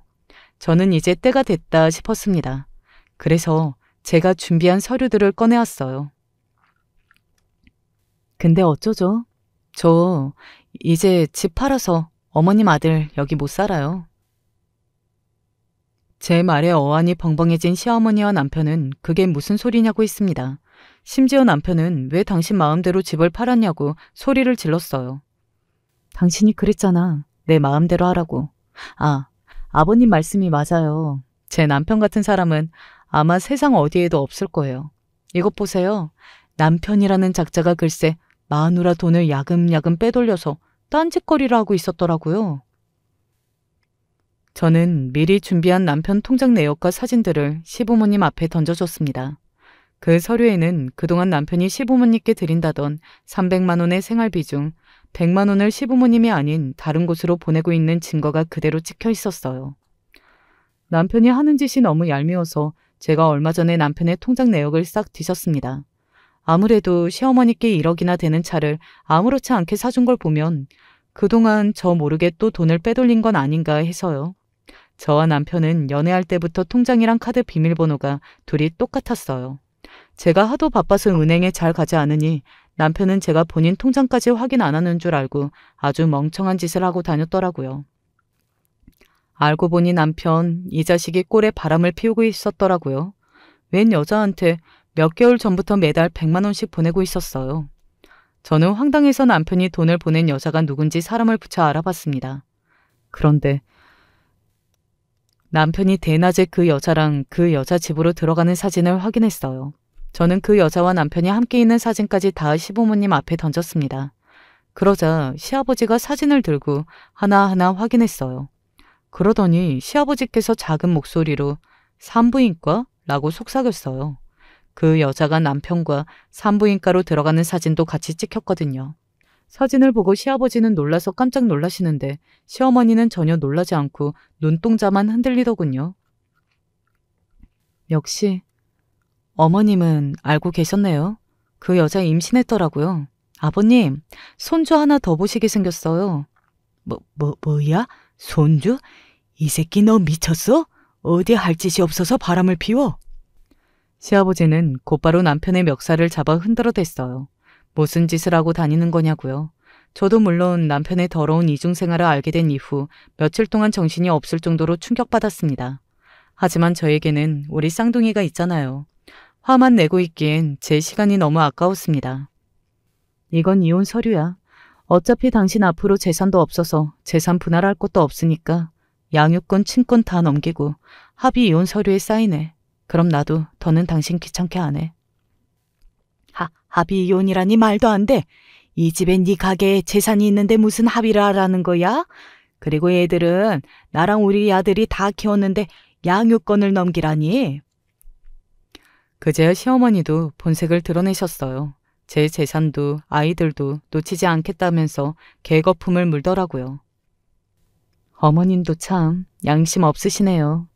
어머님 아들이 바람까지 피워서 상간녀 임신까지 시키고 결혼 생활 내내 경제활동을 한 게 없는데 제 재산을 욕심내세요? 자꾸 이러시면 저 소송해서 어머님 1억짜리 차도 뺏어요. 그날 밤 미리 제 연락을 받은 친정 부모님과 오빠가 와서 시부모님과 남편을 쫓아냈습니다. 그러고는 며칠 뒤 저는 집을 팔고 쌍둥이들과 친정에 들어갔어요. 남편이랑 시부모님 앞에서는 애써 당당한 척했지만 사실 지금까지 저를 속여온 남편의 행동에 저도 많이 힘들었거든요. 저와 남편은 아직도 이혼 소송 중입니다. 저로서는 남편이 양육권만 넘기면 좋게 합의하고 싶었는데 욕심 많은 남편 새끼가 본인이 애들을 다 키웠다면서 양육권과 위자료까지 원하고 있어요. 소송은 당연히 저에게 유리한 방향으로 진행되고 있지만 소송하는 동안 굳이 알고 싶지 않았던 남편이 언제부터 바람을 피웠는지 시어머니가 남편의 바람을 어떻게 숨겨줬는지까지 속속들이 알게 되니 저는 그게 너무 힘들어서 자꾸만 그만두고 싶어져요. 그나마 아이들이 아직 어려서 이런 상황을 몰라 다행이다 싶습니다. 힘들지만 그래도 저는 포기하지 않고 끝까지 할 거예요. 그래서 그 더러운 인간에게 한 푼도 주지 않고 애들도 뺏기지 않을 겁니다. 여러분들께서도 저에게 힘내라고 응원의 댓글 많이 달아주세요. 저는 응원해 주시는 분들이 있다는 것만으로도 힘이 될 것 같습니다. 지금까지 저의 이야기 들어주셔서 감사해요. 여러분의 가정에는 언제나 화목한 일만 가득하시길 바라겠습니다. 안녕하세요. 답답한 마음에 사연을 보내봅니다. 정말 인생이 왜 이러는 걸까요? 좀 행복해지려고 하면 어디서 모르게 불행이 툭툭 튀어나오는 건지. 특히 그게 자식들 일이라면 정말 난감할 때가 많은데요. 오늘 제 사연도 자식 이야기입니다. 정말 창피스러워서 어디 말하기도 힘드네요. 그래 두서가 없더라도 양해 부탁드립니다. 저희에게는 세 아들과 하나의 딸이 있습니다. 저희 부부는 예전부터 딸을 무척이나 갖고 싶었고 아들을 셋이나 낳은 끝에 막내딸을 얻을 수 있었습니다. 참으로 소중한 자식이었기에 아주 애지중지 키웠습니다. 물론 그렇다고 해서 아들들을 소홀하게 대했다는 것은 아니지만 솔직히 아마 다른 자식들도 저희 부부가 딸을 더 사랑하고 아꼈다는 걸 알 것 같습니다. 게다가 막내딸은 태어날 때 몸도 약하게 태어나가지고 7살이 되기 전까지는 건강을 엄청 많이 신경 써야 했습니다. 건강한 아들들과는 달리 막내만 자주 병원에 들렸고 매일같이 약을 먹는 것이 일상이었어요. 그러다 보니까 자연스럽게 딸을 더 신경 쓰게 되는 것은 어쩔 수가 없더라고요. 서진아, 가방은 잘 챙겼지? 약도 잘 넣었고, 가서 힘들거나 하면 곧바로 엄마나 아빠한테 연락을 해야 된다. 알겠어, 엄마. 우리 딸 건강히 다녀와. 딸이 체험학습이라도 가는 날엔 정말 온 가족이 하루 종일 딸의 무사귀환을 빌었습니다. 그 당시에는 이미 건강해지긴 했지만 워낙 어렸을 적 아팠던 것이 생각이 나서 그런지 바람 불면 날아갈라, 어디 부딪히면 깨질라, 정말 무슨 유리 공예품처럼 딸아이를 생각했습니다. 그렇게 소중하게 키운 막내딸이 어른이 된 뒤 어느 날 갑자기 저희 집에 남자친구라며 웬 남자 손을 잡고 와서는 엄마, 아빠, 나 이 사람이랑 결혼까지 생각하고 있어요. 허락해주세요. 라고 인사를 하는데 과잉 보호하는 건 스스로도 알고 있지만 솔직히 너무 충격적이어서 눈앞이 막막하더라고요. 물론 딸아이가 데려온 남자인 만큼 첫인상만 보고 그냥 별로라고 판단해서 그런 건 아니었습니다. 그냥 어쩐지 저희 딸은 결혼을 하더라도 늦게 하고 오랜 시간 동안 저와 남편의 곁에서 함께 있어줄 거라고 생각을 했거든요. 저희 바람에 불과했겠지만요. 아무튼 예상보다 일찍 누군가와 결혼을 하고 싶다면서 집에 남자를 데려올 거라곤 꿈에도 상상하지 못했기에 참 놀랐습니다. 그 남자는 이렇게 말하더군요. 서진이랑 3년 정도 만났습니다. 처음 사귀었을 때부터 결혼을 진지하게 생각하고 있었고 지금부터 함께 미래를 위해 준비를 하면 좋을 것 같아서 인사드리러 왔어요. 장모님, 장인어른, 부디 저와 서진이의 결혼을 허락해 주세요. 다행히 사윗감은 나빠 보이는 구석이 없었습니다. 저희 막내는 간호사 일을 하고 있었는데 사위는 대기업에서 벌써 몇 년째 일을 하고 있는 모양이었습니다. 게다가 저희한테 말을 거는 것도 그렇고 식사를 하면서 이것저것 딸아이를 챙겨주는 모습을 보니 결혼을 하고 나서도 그럭저럭 좋은 남편이 되어줄 것 같더라고요. 물론 그것만으론 안심할 수 없었습니다. 아무리 결혼이 두 사람 사이에서 하는 일이라곤 하지만 집안을 아예 배제할 순 없잖아요. 괜히 우리 딸이 남편 하나 좋은 거 보고 결혼했다가 시부모 등살에 눌리게 된다면 그건 또 부모로서 참을 수가 없죠. 그러나 딸아이 시댁 식구들 역시 근래 보기 힘들 만큼 우아하고 고상한 분들이었습니다. 그래도 저희가 아들을 잘 키우긴 했나 봐요. 서진이만큼 예쁘고 참한 며느리도 드리고 오히려 우리 아들이 부족한 게 아닌가 싶어서 걱정이 되네요, 사돈. 그래도 사위니까 예쁘게 봐주세요. 이놈이 다른 건 몰라도 자기 가족 하나는 제대로 챙기는 놈이라 서진이 손에 물 한 방울 안 묻히게 해줄 겁니다. 나름대로 좋지 않은 일이나 일어날까 싶어서 긴장했던 상견례 자리도 그렇게 신경을 곤두세우고 있었다는 것이 무색하게 하하호호 웃는 분위기로 마무리가 되었어요. 식사 자리는 깔끔하고 사돈과의 대화도 매끄러웠습니다. 저희는 곧바로 둘의 결혼을 어디서 어떻게 올려야 할지에 대한 고민만 하면 됐습니다. 저희가 막내딸을 사랑하는 만큼 사돈댁도 막내를 많이 생각해줘서 결혼식을 할 때 막내의 의견이 가장 많이 들어갔어요. 솔직히 부모로서 참 고맙더라고요. 그래서 감사 인사도 했었는데 사돈은 오히려 결혼식의 주인공은 신부라고 하잖아요. 물론 둘이 같이 하는 거니만큼 우리 아들도 좋을 법한 결혼식으로 올려야겠지만 사실 저희 아들은 서진이가 좋아하는 거면 다 좋다고 하거든요. 그러면 당연히 서진이가 좋아하는 대로 결혼식으로 올리는 게 맞죠. 라며 저희에게 미안해하거나 고마워하지 않아도 된다고 이야기를 했습니다. 10월 들어는 말이 판을 치는 세상에서 우리 딸이 정말 좋은 시부모님을 만나게 되겠구나. 그 누구보다 아끼고 사랑해온 막내딸인 만큼 결혼 이야기가 처음 나왔을 때부터 참 많은 걱정을 했었는데 사돈댁 그리고 사위를 꾸준히 만나면서 그런 저의 불안은 차츰 가라앉았습니다. 그래서 결혼식이 있던 날은 정말로 어떠한 불안이나 걱정 없이 딸아이를 시집 보낼 수 있었습니다. 딸아이는 결혼을 하고 나서도 주기적으로 전화를 했습니다. 일이 바쁘다 보니까 명절 같은 날 아니면 집에 찾아오진 않았지만 전화를 해도 늘 목소리가 밝았죠. 그리고 애초에 결혼 전에 봐왔던 사돈댁이나 사위 심성을 보았을 때 크게 힘든 일도 없을 것 같다는 생각이 들어서 크게 걱정이 되거나 하진 않았어요. 물론 얼굴을 본 지 오래되어 보고 싶긴 했지만요. 딸아이는 일단은 돈을 모으고 신혼집을 사기 위해서 사위와 같이 시댁에서 살고 있던 상황이었습니다. 만일 따로 살았으면 반찬이라도 가져다 준다는 핑계로 들렸겠지만 아무래도 사돈댁에서 살다 보니까 찾아간다고 연락하고 그러기가 좀 어렵더라고요. 그러던 어느 날 딸아이가 결혼을 한 지 1년이 조금 안 됐을 쯤 사돈댁에서 전화가 왔습니다. 아, 여보세요? 아이고, 오랜만이에요, 사돈어른. 다름이 아니라 이번 주말에 저희랑 다 같이 식사를 하는 게 어떨까 싶어서요. 우리야 같이 사니까 애들도 다 보고 그러지만 사돈어른은 애들 본 진도 오래되셨잖아요.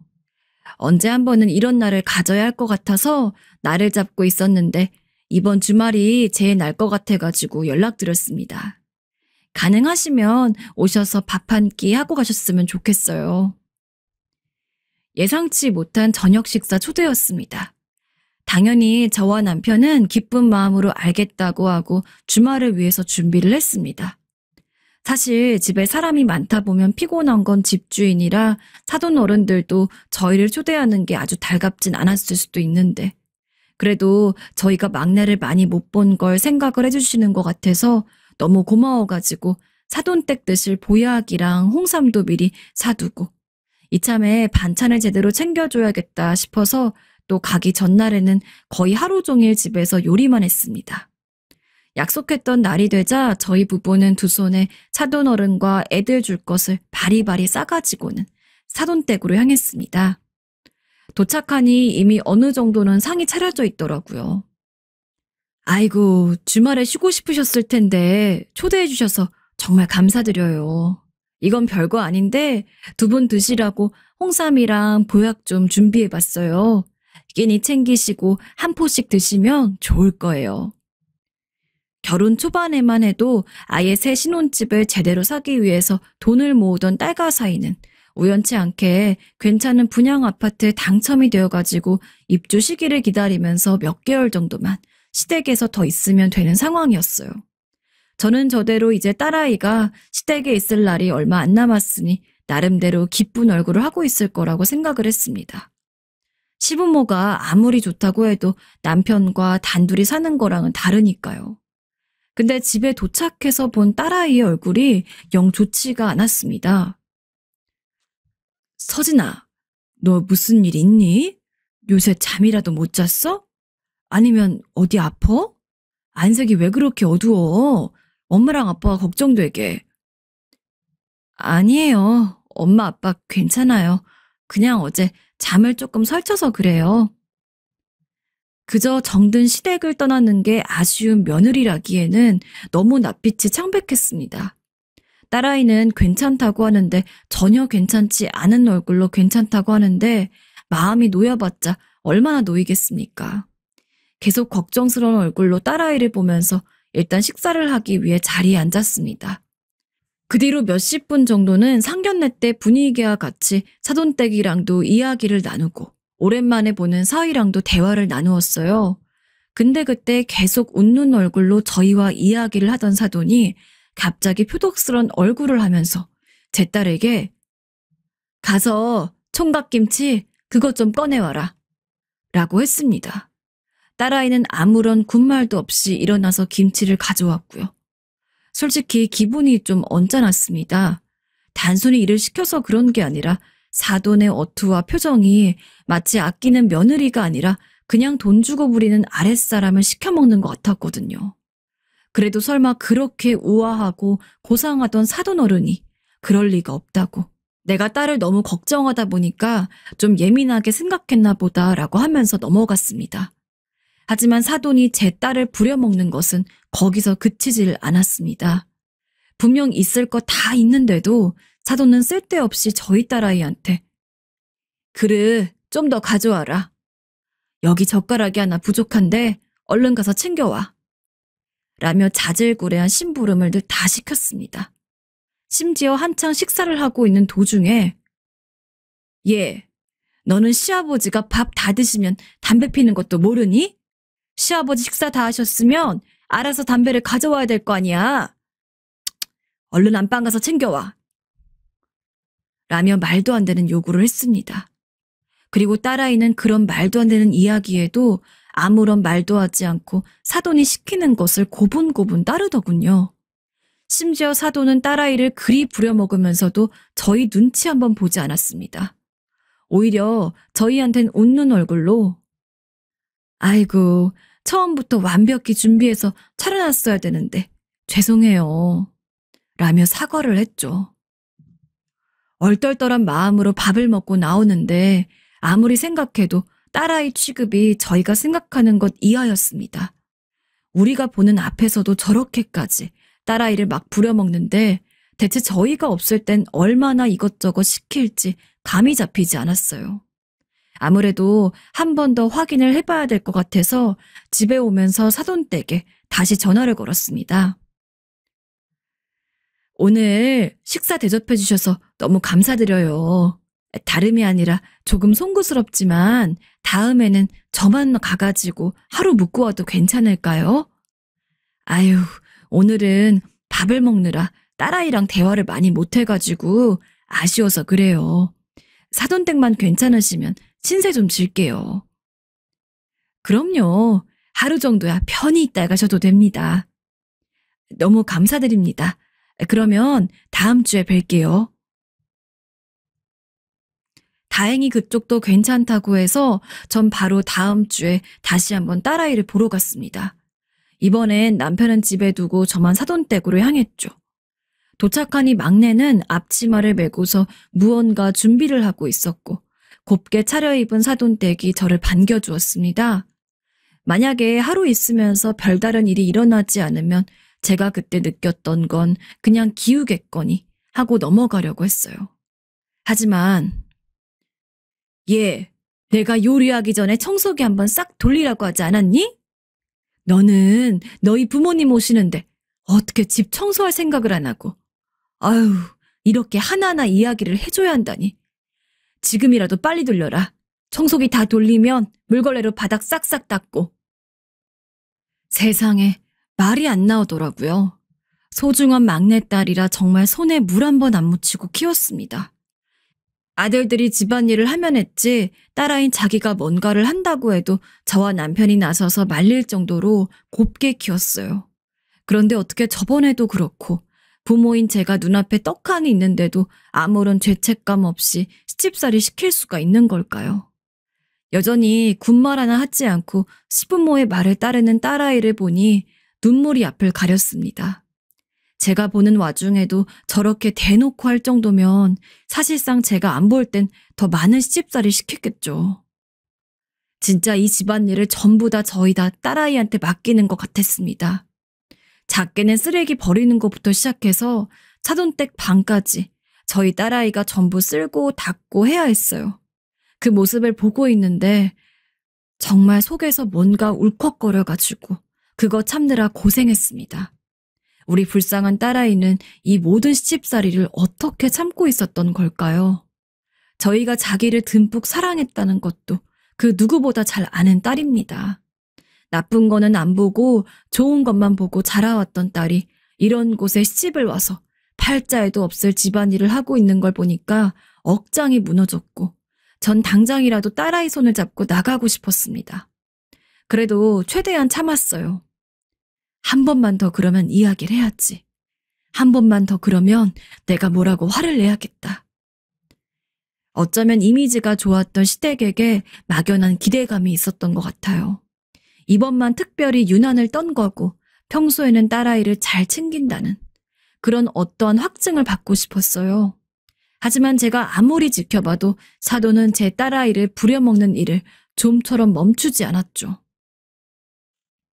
아니, 너 오징어는 왜 안 사왔니? 어제 장 보러 갈 때 내가 오징어 볶음 할 거라고 꼭 2마리 사오라고 했잖아. 죄송해요, 어머니. 어제 다른 장거리 일이 많아서 깜빡 잊은 것 같아요. 너는 시어머니가 말하는 건 말 같지가 않니? 이렇게 덜렁거리고 어수룩해서 여기 나가선 어떻게 결혼 생활을 하려고? 죄송해요, 어머니. 사돈 앞에서 가만히 고개를 숙이고 모진 말을 그대로 듣고 있는 딸아이를 보니 더 이상은 참을 수가 없었습니다. 그래서 잘못했다는 듯 반성하는 자세를 취하고 있는 딸아이 손목을 획 잡아 끌고 제 등 뒤로 숨겼어요. 그리고 전 사돈댁에게 확 소리를 질렀습니다. 그간 참아왔던 모든 분노를 담아서 말이죠. 아니, 거 사돈어른, 보자 하니까 이건 너무한 거 아닙니까? 우리 딸이 잘못을 했으면 뭐 얼마나 잘못을 했다고 이렇게까지 혹독하게 구시는지 도저히 이해가 안 가네요. 저번에는 그냥 하루만 그런 줄 알고서 참았습니다. 물론 그래도 영 불안해서 일부러 오늘도 오겠다고 한 거예요. 근데 오늘 안 왔으면 아주 큰일 날 뻔했네요.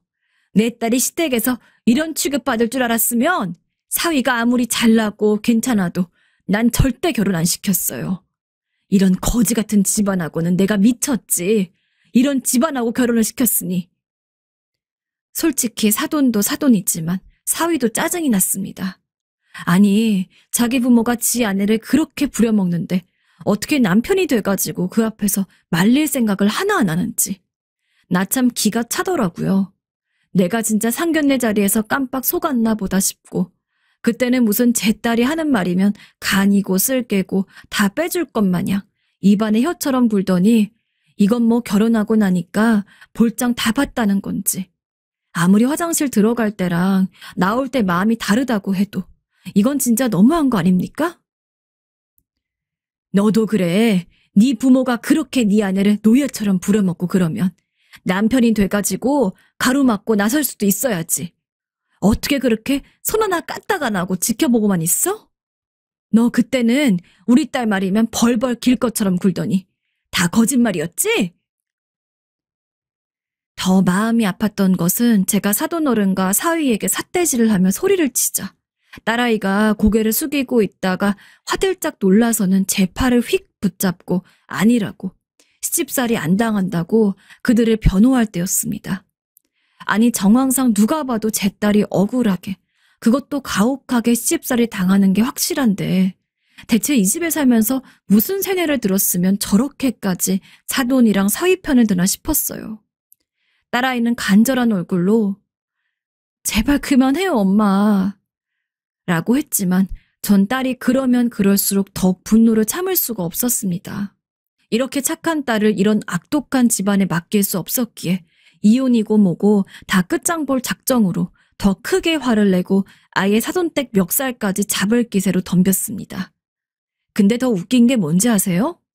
솔직히 전 그렇게 나오면 사돈이 사과까진 안 한다고 하더라도 자기들 잘못을 알 거라고 생각을 했습니다. 근데 제가 무슨 짓거리를 해도 사돈은 적반하장으로 나오더라고요. 아이고, 그렇게 귀한 딸 얼른 데려가세요. 나도 더 이상 당신네 딸을 우리 며느리로 생각 못하겠습니다. 제발 좀 그렇게 하세요. 라며 오히려 적반하장으로 나왔습니다. 허하면서 아무 말도 못하자 사돈은 아예 나를 잡았다는 듯 어떤 방에 들어가가지고는 옷가지들을 잔뜩 끌어와서는 전부 바닥에 내던졌습니다. 제 딸의 옷이었죠. 내 너랑 살면서 대체 누구를 닮아가지고 그렇게 발랑 까졌나 했더니 딱 지 부모를 닮았구만. 마침 잘됐다. 내가 너를 봐주고 있던 것도 너 같은 거 사랑해서 결혼한 우리 아들이 불쌍해서 일부러 아무 말 안 하고 있었던 건데 네 엄마가 이렇게까지 나오니 나도 굳이 너를 이 집에 둘 이유를 모르겠다. 당장 이혼서를 작성해라.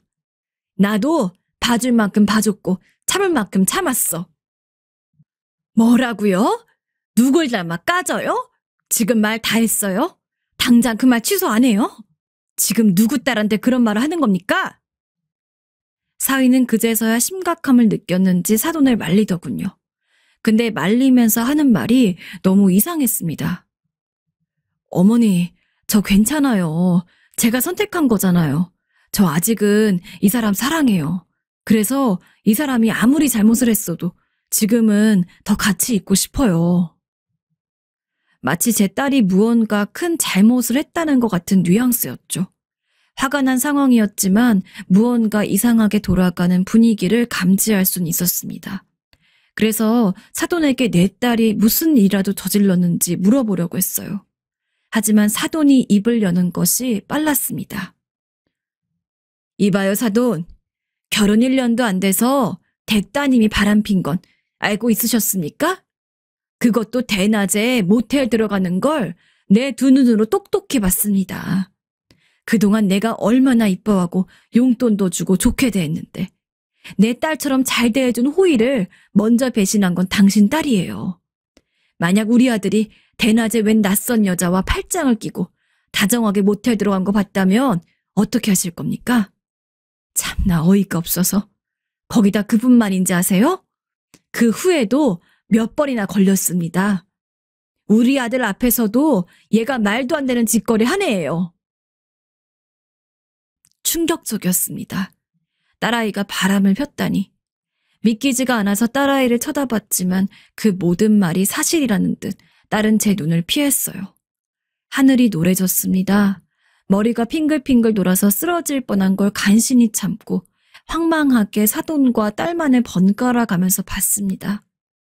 누가 이 모든 것이 거짓말이라고 이야기해 주길 바랬어요. 하지만 여전히 화가 가시질 않았는지 계속해서 열리는 사돈의 입은 이 모든 끔찍한 일들이 진실임을 여실히 드러냈습니다. 딸은 실제로 바람을 피던 것을 사돈에게 들켰고 딸아이는 제발 부모님한텐 이야기하지 말라면서 애걸복걸했던 모양입니다. 며느리지만 자식처럼 아꼈던 제 딸의 배신에 충격을 받은 사돈은 사위가 워낙 제 딸을 좋아해서 힘겹게 화를 참았지만 그래도 저나 남편을 집에 불러선 딸아이한테 압박 아닌 압박을 가할 생각이었던 것 같습니다. 대체 이게 무슨... 도저히 저 혼자서 감당이 안 되는 사건이라 전 조용히 남편을 사돈댁으로 불렀습니다. 모든 사실을 전해들은 남편은 헐레벌떡 사돈댁으로 왔죠. 서진아, 네가 바람을 폈다고? 정말이니? 제발 아니라고 해줘라. 죄송해요, 아버지. 남편 역시 이 상황을 믿을 수가 없는 눈치였습니다. 사실 어떻게 보면 저보다도 딸아이를 더욱더 챙겼던 것이 제 남편이었어요. 남편은 딸아이 어깨를 붙잡고 제발 아니라고 말해달라는 식으로 물었지만 딸아이 묵묵히 있다가 죄송하다는 말과 함께 고개를 끄덕였습니다. 그리고 그때 남편이 딸아이의 뺨을 세게 내려치려 했어요. 그러나 그 와중에도 전 못난 어미인가 봅니다. 딸이 너무 아프지 않길 바래서 여보, 참아요. 그만해요. 라며 남편을 말렸습니다. 제가 말리고 나서야 남편도 그나마 정신이 들었는지 심호흡을 했습니다. 그러더니 제가 뭐라고 하기도 전에 사돈댁 앞에 무릎을 꿇고 앉았습니다. 사돈어른, 내가 너무 미안합니다. 이게 다 내가 소중하다고 오냐오냐 키운 탓입니다. 자식 잘못 키운 죄 달게 받겠습니다. 우리를 마음껏 욕해도 좋으니 부디 한 번만 용서를 해주세요. 바로 용서해달라고도 안 합니다. 이제 나한테는 이런 딸 없는 셈 치겠습니다. 그리고 나중에 사돈어른이 정말로 우리 딸을 용서하게 되면은 그때 이야기해주세요. 다시 한번 상처를 드려서 정말 죄송합니다. 다 가정교육 잘못 시킨 제 탓입니다. 저 역시 언제나 품에 끼고 살아왔던 딸이 이런 잘못을 저질렀다는 것을 알고서 이건 부모인 우리가 잘못되었다는 것을 통탄히 깨달았습니다. 남편 옆에서 저 역시 무릎을 꿇었어요. 그리고 무슨 짓을 해도 좋으니 우리 딸 정신 좀 차리게 도와달라. 그러고 사위한테도 사과를 했습니다. 너무 미안하다고요. 저희가 저 자세로 나오니까 사돈어른 역시 조금 마음이 풀린 것 같더군요. 잘못을 아시니 다행입니다. 이만 돌아가 주세요. 이 소란 겪고 싶지 않으니까. 사돈댁의 말에 저희는 힘없이 걸어 나왔습니다. 딸아이 겁먹은 얼굴로 저희를 바라보았지만 저흰 일부러 눈을 마주치지 않았어요. 아무리 품 안에 감싸고 돌았다고 해도 저흰 딸을 용서할 수가 없었어요. 어떻게 이렇게 뒤통수를 때릴 수가 있는지. 허리가 휘도록 거듭 사돈어른에게 마지막까지 사과하고서 딸에게 이야기했습니다. 너는 사돈댁한테 그리고 네 남편한테 완전히 용서받을 때까지는 우리한테 연락하지 마라. 우리는 이제 딸 같은 거 없다고 생각하고 살 거다. 그렇게 말하는 저희라고 마음이 편했겠습니까? 하지만 아무리 오냐오냐 키웠다고 해도 바람을 피웠다는 거는 도가 지나쳤습니다. 저희는 그런 딸을 용서할 수가 없었고 제가 처음 마주했던 사돈댁의 모습 그리고 사위의 모습이 너무나 좋았기에 그런 사람들까지 배신한 딸아이의 행동은 용납이 힘들었습니다. 그 후에 저희는 살맛이 안 납니다. 지금까지도 딸이 종종 연락을 하는데 일부러 문자든 전화든 답 한 번 안 하고 있어요. 그렇게 착하고 순했던 딸이 다른 남자랑 바람을 피우다니. 솔직히 딸이 결혼하고선 이제 정말로 행복한 일만 남았다고 생각을 했습니다. 근데 이렇게 예상치도 못한 일이 일어나서 저희 부부도 너무 힘들어요. 요즘은 스트레스로 잠도 잘 안 오는데 이걸 어떻게 해야 할지. 사돈 어른이 그래도 제 딸아이를 많이 봐줬으면 좋겠다 싶다가도 혹시나 또 그런 일을 저지르면 정말로 사돈댁한테 미안해서 죽고 싶은 심정이 들 것 같아 최대한 딸아이 고생시킬 거 다 시킨 다음에 용서를 해줬으면 하기도 합니다. 저희 부부는 어떻게 해야 이 힘든 마음을 달랠 수 있을까요? 안녕하세요. 친구에게 제 이야기를 했더니 이 사연 채널을 알려주더라고요. 제 이야기를 듣고는 지어낸 거 아니야? 라고 생각할 수 있겠지만 100% 실화이니 재미있게 들어주셨으면 해요. 글솜씨가 부족하더라도 너그럽게 이해해주세요. 그럼 시작해볼게요. 한평생 연애는 해도 결혼할 생각은 없었습니다. 마땅히 마음이 잘 맞는 남자도 없었고요. 하지만 부모님이 누구보다도 제 결혼을 강요했습니다. 그렇게 혼자서 노처녀로 늙어 죽을 거냐면서 나이 먹으면 여자든 남자든 좋은 배우자 만나서 가정 꾸리고 잘 사는 게 행복이라며 제가 원치 않아도 매일같이 선을 보게 하고 마음대로 약속을 잡았습니다. 뭐 결혼 생각이 없긴 했지만 그렇다고 해서 극단적으로 비혼주의를 추구하는 것도 아니었기 때문에 전 그럭저럭 부모님 비위를 맞춰드리기 위해서 결혼을 했습니다. 남편 될 사람은 심성도 착했고 약사여서 돈도 많이 벌었습니다. 이것저것 따져봤을 때 그래도 한평생 같이 산다고 생각하면 남편감으로는 무척 좋은 사람이라고 생각을 합니다. 물론 쉽게 결혼을 할 수 있던 것은 아니에요. 저와의 결혼을 시부모님이 무척이나 반대했기 때문입니다.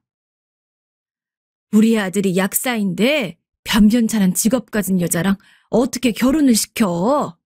난 이 결혼 절대 허락 못한다. 내 눈에 흙이 들어갈 때까지 안 돼. 저희 부모님이 남편과 제 결혼에 적극 찬성하는 입장이었지만 그만큼 시부모님의 반대가 엄청났기 때문에 사실 결혼하기까지 저도 남편도 참 난감했습니다. 아무리 남편이 설득을 하려고 해도 시부모님은 남편의 이야기를 들으려고 하지 않았고 제가 직접 가서 결혼을 허락받으려고 하면은 더더욱 화를 내셨죠. 어디 우리 아들을 잡아먹으려고 해? 너 내 아들 돈 보고 결혼하는 거잖아. 내가 너 같은 애들 한두 번 보는 줄 알아?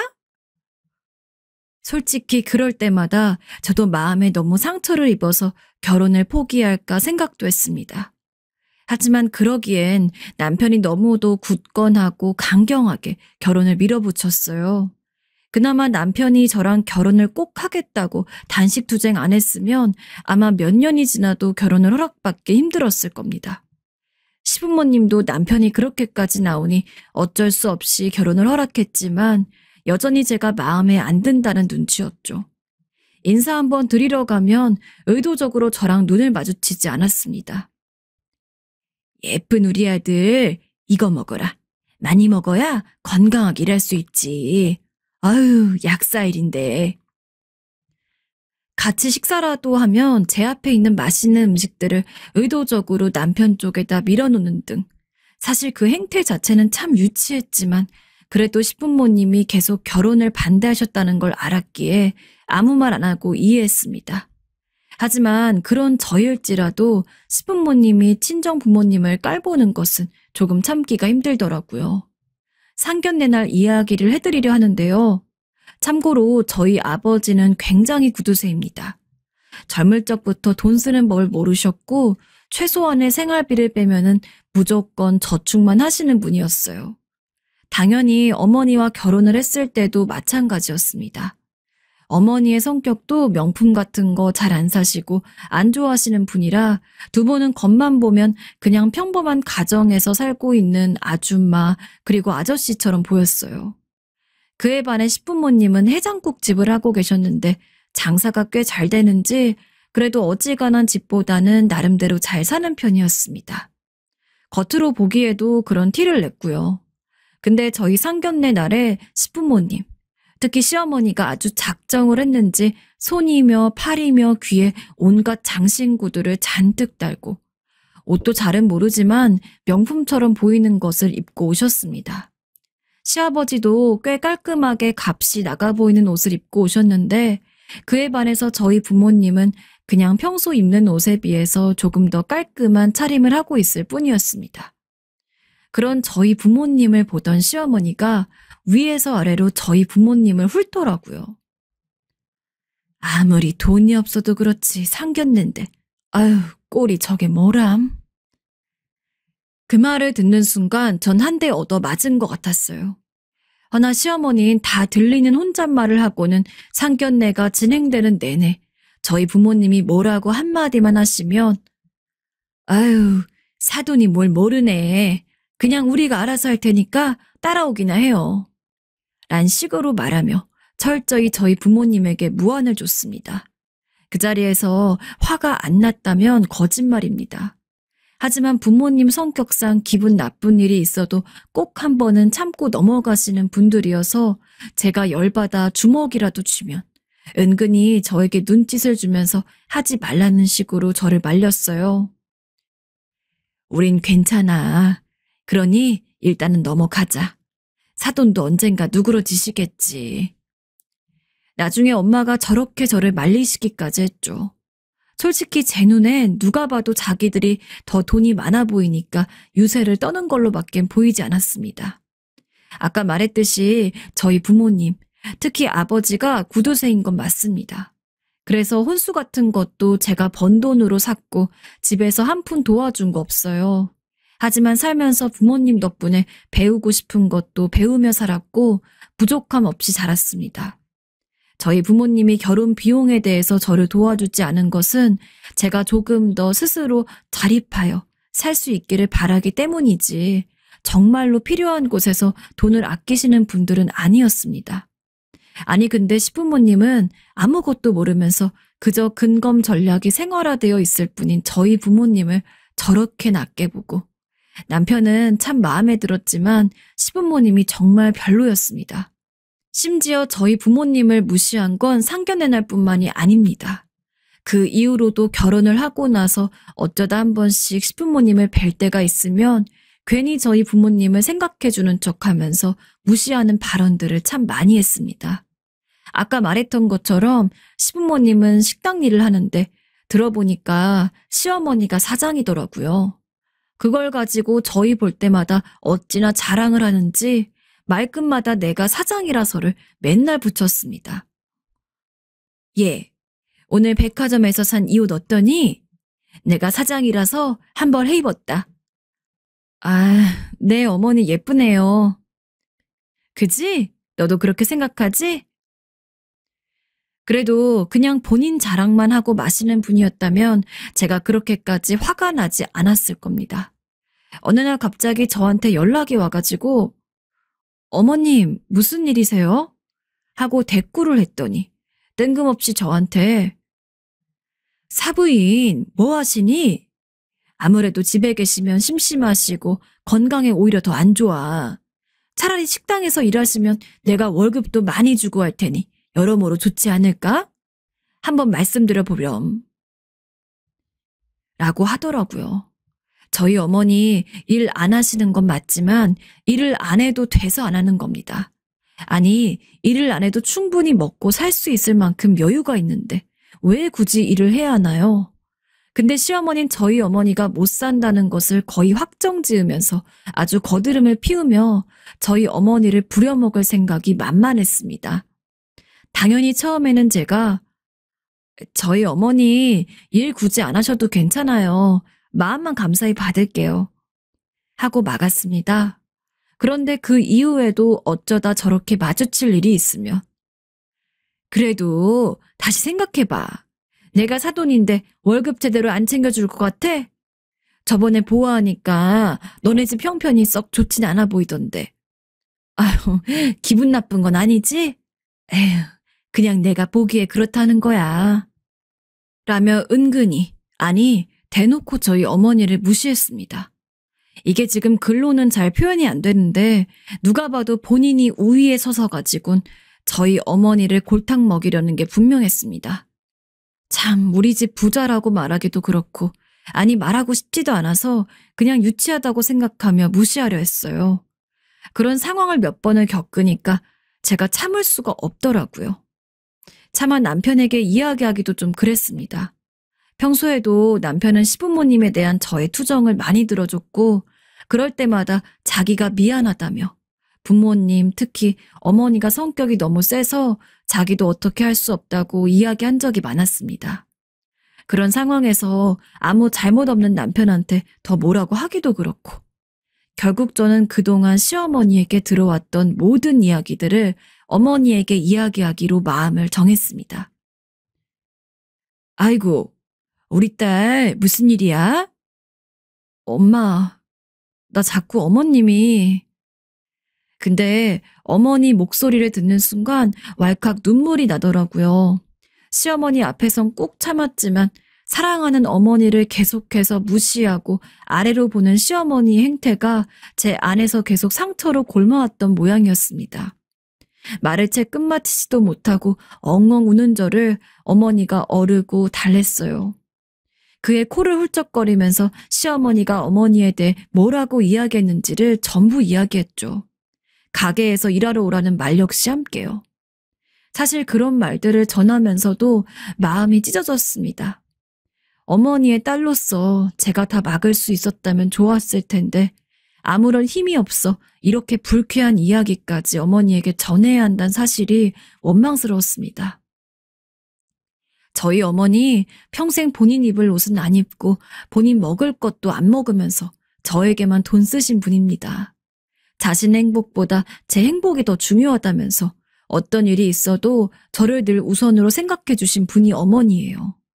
어머니도 살면서 분명 여러 번 힘든 일이 있었을 텐데 어머니는 언제나 제가 힘들어할 때마다 저를 달래주었지. 어머니가 누군가에게 힘든 것을 토로하는 일은 단 한 번도 보지 못했습니다. 그렇게 저에게는 소중한 어머니인데 아무것도 모르는 시어머니가 어머니를 좋지 않게 보니 제 마음이 얼마나 서러웠겠습니까? 내가 사돈이 자꾸 그렇게 구는 거 불쾌했지만 너 생각해서 참아 넘겼는데 너한테까지 그런 식으로 굴고 그러는 건 못 참겠다. 일단 전화 끊어봐라. 내가 사돈에게 연락해서 그 잘난 놈의 식당 출근하겠다고 이야기할 테니까. 월급 많이 준댔으니 어디 얼마 주는지도 두고 보고. 어머닌 제 말에 화가 많이 나신 모양이었습니다. 바로 전화를 끊고 시어머니에게 전화를 해서 출근을 하겠다 말한다는데 전 당연히 어머니를 말렸어요. 누가 봐도 시어머니가 어머니를 부려먹으려고 하는 게 분명한데 왜 굳이 어머니가 그런 걸 알면서도 본인 발로 직접 식당에 가야 하는지 이해하지 못했습니다. 하지만 어머니는 자기가 다 생각이 있다면서 저는 지켜만 보고 있으라고 하더군요. 아주 잠시라도 시어머니가 원하는 대로 어머니가 행동하는 것이 싫었지만 어머니를 믿었기에 알았다고 했습니다. 전화를 끊고 시간이 지났는데 어머니가 시어머니에게 정말로 출근을 한다고 이야기했는지 시어머니가 저에게 전화를 했더군요. 그래, 나다. 아가니가 잘 말해준 모양이구나. 잘 생각했다. 사돈도 나이 먹었다고 그렇게 집에만 있으면 안 돼. 돈 벌어서 변변찮아도 명품 하나 정도는 가지고 있어야 면이 서지. 내가 앞으로 사돈 많이 도와줄 테니까 넌 걱정 말아라. 어머니가 어떤 생각을 가지고 있는지는 모르겠지만 부디 저 시어머니의 콧대를 납작 눌러줄 만한 어떤 비책이 있기를 간절히 바랬습니다. 그리고 며칠 뒤 어머니가 처음으로 시어머니 가게에 출근을 하는 날이었습니다. 혹시나 어머니가 또 무시당할까봐 저도 가게 사정을 보러 간다는 핑계로 시어머니 가게 근처에 미리 와 있었어요. 어쩐지 긴장되는 마음으로 가게에서 시어머니와 함께 기다리는데 저기 멀리서 웬 삐까뻔쩍한 차 한 대가 골목으로 들어오더라고요. 저희가 사는 곳이 그렇게 사람 북적거리는 동네가 아니고 다들 그냥저냥 검소한 생활을 주로 하는지 비싼 차를 거의 본 적이 없는데 지금까지 봤던 것 중에서 가장 값이 나가는 차였습니다. 차 종류를 잘 모르는 저조차도 알 만큼 유명한 차종이었어요. 그 브랜드 중에서도 가장 고급 모델이었지요. 공교롭게도 그 벤츠는 저희 시어머니 가게 바로 근처에 세워졌습니다.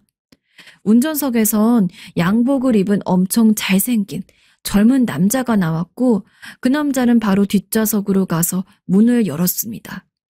누가 봐도 부잣집 느낌이 물씬 나서 대체 저런 차에선 누가 내리나 지켜보고 있었는데 세상에 차에서 내린 사람은 저희 어머니였습니다. 시어머니도 저도 깜짝 놀랐어요. 저희 집이 못 사는 편이 아니라는 건 전 알고 있었지만 그렇다고 해서 저희 집에 벤츠가 있을 거라고는 생각도 못했습니다. 그것도 최상위 모델로요. 하지만 놀라운 건 차뿐만이 아니었어요. 운전기사의 도움을 받아 차에서 내린 어머니는 머리부터 발끝까지 명품으로 도배를 해놓은 상태였습니다. 샤넬, 구찌, 에르메스, 디올. 정말로 몸에 걸친 모든 것들이 명품이었어요. 아주 작은 팔찌 하나까지도요. 사모님, 도착했습니다. 게다가 대체 저 잘생긴 기사는 누구인지. 당연한 이야기지만 저희 집에 운전기사 같은 건 없습니다. 아버지도 어머니도 운전하는 일이 있으면 거의 10년 전에 산 한국산 차를 직접 몰고 나갔어요. 딸인 저도 놀랄 정도였는데 시어머니는 어땠겠습니까? 시어머니도 저희 어머니 기를 죽이려고 했는지 평소보다 훨씬 더 꾸미고 나왔는데 명품 좀 아는 사람들이 보면 한눈에 차이가 날 정도로 저희 어머니가 걸친 물건들이 압도적으로 비쌌습니다. 아, 여기가 사돈 가게구나. 생각보다 작네요. 저희 어머니는 아예 이날을 기회 삼아서 저희 시어머니를 짓밟으려는지 처음 말을 꺼내자마자 인사도 없이 가게가 작다는 이야기부터 했습니다. 평소 시어머니 성정이라면 화를 내도 진작 냈어야 할 텐데 누가 봐도 저희 어머니가 본인보다 압도적이니 부들부들 떨면서도 아무 말도 하질 못하더라고요. 새빨개진 시어머니 얼굴이 이 사태가 얼마나 본인에게 당황스러운지를 여실히 알려주었습니다. 어머니는 구두 소리를 또박또박 내면서 시어머니에게 다가와 선글라스를 벗었어요. 내 사돈이 친히 나를 챙겨준다고 해서 대체 월급을 얼마나 줄까 그게 궁금해가지고 와봤는데 지금 보면 사돈이 나를 월급 주는 게 아니라 내가 사돈 월급을 줘야 할 것 같은데요? 어머, 근데 지금 입고 있는 그 재킷 짝퉁 아니에요? 내가 얼마 전에 백화점 가서 똑같은 옷 샀는데 이상하게 사돈 거는 무늬가 좀 다른 것 같아서. 아유, 근데 사돈 성격에 설마 그런 걸 샀겠어? 그렇죠? 내가 아직 그 옷을 제대로 안 입어봐서 잘 몰랐나 보다. 시어머니가 뭐라고 대꾸하기도 전에 어머니는 가게 안으로 들어갔습니다. 그러더니 카운터도 한번 손으로 쓱 쓸어보고 부엌에도 들어가 보고 손님이 앉는 자리도 체크하더군요. 시어머니는 아무 말도 못하고 어머니 뒤를 따라 들어갔고요. 가게 일을 하러 온 게 아니라 무슨 감사를 나온 것 같았습니다. 전 뒤에서 힘겹게 웃음을 꾹 참고 있었고요. 한참을 가게를 훑어보던 어머니는 선글라스를 벗어서는 머리에 쓰더니 시어머니에게 이 가게 얼마예요? 저한테 파실래요? 한 5억 정도면 인수할 수 있으려나? 라며 약을 올렸습니다. 5억이요? 시어머니의 당황한 반응에 어머니는 웃더니 그리고는 자연스럽게 앉아서 일단은 내가 여기서 일할 거면 가게 음식을 먹어보는 게 도리가 아니겠어요? 아직 내가 직원은 아니니까 손님이라고 생각하고 한 그릇만 내와봐요. 라며 시어머니를 부려먹었습니다. 여기서 제일 통쾌했던 것은 시어머니가 그런 말들을 듣는 와중에도 저희 어머니에게 그 어떤 말도 못하고 시키는 대로 다 했다는 점이었어요. 얼굴이 새빨개져서 말이죠. 사돈 입맛에 맞으실지 모르겠네요. 드셔보세요. 아유, 잠깐만. 근데 이거 뼈다귀 해장국 팔아서 뭐 남아요? 내가 살면서 음식 장사를 해본 적이 없어서 잘은 몰라도 이런 장사는 고생하는 것에 비해서 남는 게 없지 않아요? 근데 아무리 생각해도 걱정이 되네. 내 월급은 줄 수 있으려나? 사돈이 그랬다면서요. 월급을 섭섭지 않게 챙겨준다고. 월 1,000만 원은 나한테 줘야 될 텐데 그 정도 순수익은 남아요? 어머니는 아주 작정을 하고 온 기세였습니다. 해장국을 떠먹으면서도 이거는 국물이 비리네, 뼈다귀에 살점이 얼마 없다느니, 깍두기는 사서 쓰는 거라 정성이 없다느니, 밑반찬으로 나온 부추는 간이 별로라느니, 심지어 가게 벽면에 달려있는 선풍기가 낡았다는 트집도 잡았습니다.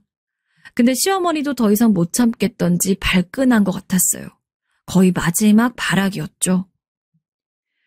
내가 고급 인력인데 그나마 사돈이 나 생각해서 출근하라고 한 거니 일단 좋은 마음으로 가게 한번 보려고 나와봤는데 식당이 나랑 안 맞는 것 같네요. 뭐가 어째요? 아니, 아까부터 해도 너무하네요. 그리고 앞으로는 이런 가게에서 일하게 할 거면 나 부르지 마요. 안 그래요? 사돈도 돈 많이 벌어서 음식점 그만두고 좀 고급스러운 일들 할 생각해봐요. 내가 사돈이 걱정돼서 말하는 거란 건 알죠? 아니, 사돈, 무슨 말을 그렇게 하십니까? 지금 저를 무시하는 겁니까? 아니, 무시는 무슨 무시예요. 다 사돈 생각해서 그러는 겁니다. 사돈이 저를 생각하듯이 저도 사돈을 생각해서 말한 거예요. 엄마가 마지막에는 시어머니 얼굴 가까이에 대고 말을 하는데 정말 저희 엄마가 맞는지 의문이 들 정도였습니다. 저희 엄마는 그저 평범한 대한민국에서 아주 평범한 아줌마였어요. 그런데 갑자기 저렇게 돌변하시다니 정말 자식을 위해서라면 물불 안 가리는 게 부모라고 하더니 그 말이 정말인 것 같더라고요. 말문을 잃고 표독스러운 눈만 하는 시어머니를 두고 어머님 가게를 나섰습니다. 저 역시 어머니의 뒤를 따라갔죠. 그리고 속사포처럼 질문했어요. 대체 무슨 일이 있었기에 이렇게까지 대변신을 해가지고 시어머니를 찾아올 수 있었냐고 말이죠. 그랬더니 어머니는 제 전화를 받은 날 저희 아버지와 단판을 지었다고 합니다. 나도 절약하는 거 좋아하고 특히나 당신이 구두쇠처럼 굴어서 내가 그거 맞춰주겠다고 우리 딸 키우는 것 빼곤 최대한 아껴 썼어. 그런데 이게 뭐야? 이렇게 애먼 사람한테 무시나 당하잖아. 더 이상 이렇게는 못 살아. 당신이 돈 못 쓰게 하면 난 이혼할 거야. 구두쇠인 아버지도 어머니가 그렇게까지 나오니 알겠다고 하고 두 손 두 발 다 든 모양입니다. 저희 아버지는 경기도에 있는 30년 된 아파트에 살고 있었는데 그 아파트 말고도 땅이며 건물을 여럿 가지고 있었다고 해요. 저희 집이 잘 산다는 건 알았지만 설마 100억대 자산가일 줄은 상상도 못했습니다. 어머니가 타고 온 벤츠 역시 원래 집에 있는 차가 아니었는데 이번에 시어머니네 가게에 올 때 아주 제대로 본때를 보여주려고 아버지한테 이야기해서 새로 뽑은 차라고 해요. 신차는 1년 정도 걸린다는 말에 웃돈까지 주고 샀다고 합니다. 사실 그럴 수밖에 없었던 게 저희 어머니는 밖을 원래 잘 안 나가서 차를 몰 일이 없어가지고 오히려 만약에 저희 집에 벤츠가 있었던 게 맞다고 그러면 더 신기했을 거예요. 그리고 운전기사는 일부러 젊고 우락부락한 잘생긴 남자한테 하루 일당을 주고 고용했다고 합니다. 시어머니가 보고서 기죽으라고요.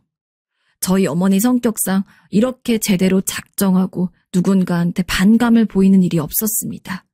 근데 어머니는 어머니 스스로가 시어머니에게 무시를 당하는 것보다도 시어머니가 본인을 무시하면서 딸인 저 역시 같이 묶여서 무시를 당하는 게 너무 싫었다고 해요.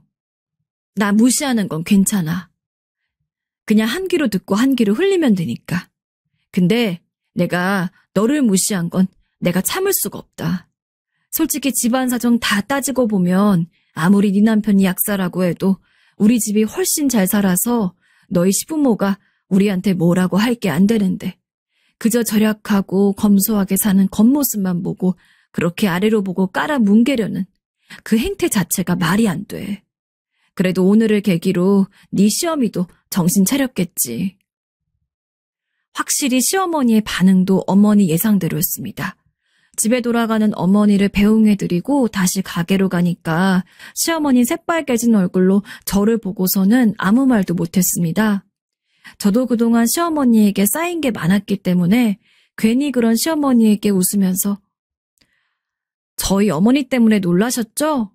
어머니가 원래 저렇게 비싼 옷 입고 오시는 분이 아닌데 어머님 가게 온다고 신경을 많이 쓴 모양이에요.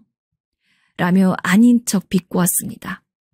아, 진짜 천년 묵은 채증이 내려가더라고요. 매일 까랑까랑한 목소리로 저희 집을 무시하던 시어머니가 아무 말도 못하는 게 얼마나 속이 시원하던지. 그날 이후로 시어머니는 저에게 전화를 걸지 않았습니다. 그전엔 일부러 남편한테 전화해도 되는 일을 무조건 저한테만 전화를 걸어가지고 본인 자랑을 하시다가 은근슬쩍 저희 부모님 이야기를 하면서 사도는 잘 지내니? 요새 경기가 어렵다던데 먹고 살만은 하고 라며 슬금슬금 저희 집을 깔아내리기 바빴는데 어머니가 그렇게 와가지고는 제대로 교육을 시켜주고 간 이후론 단 한 번도 저에게 전화를 안 하더군요.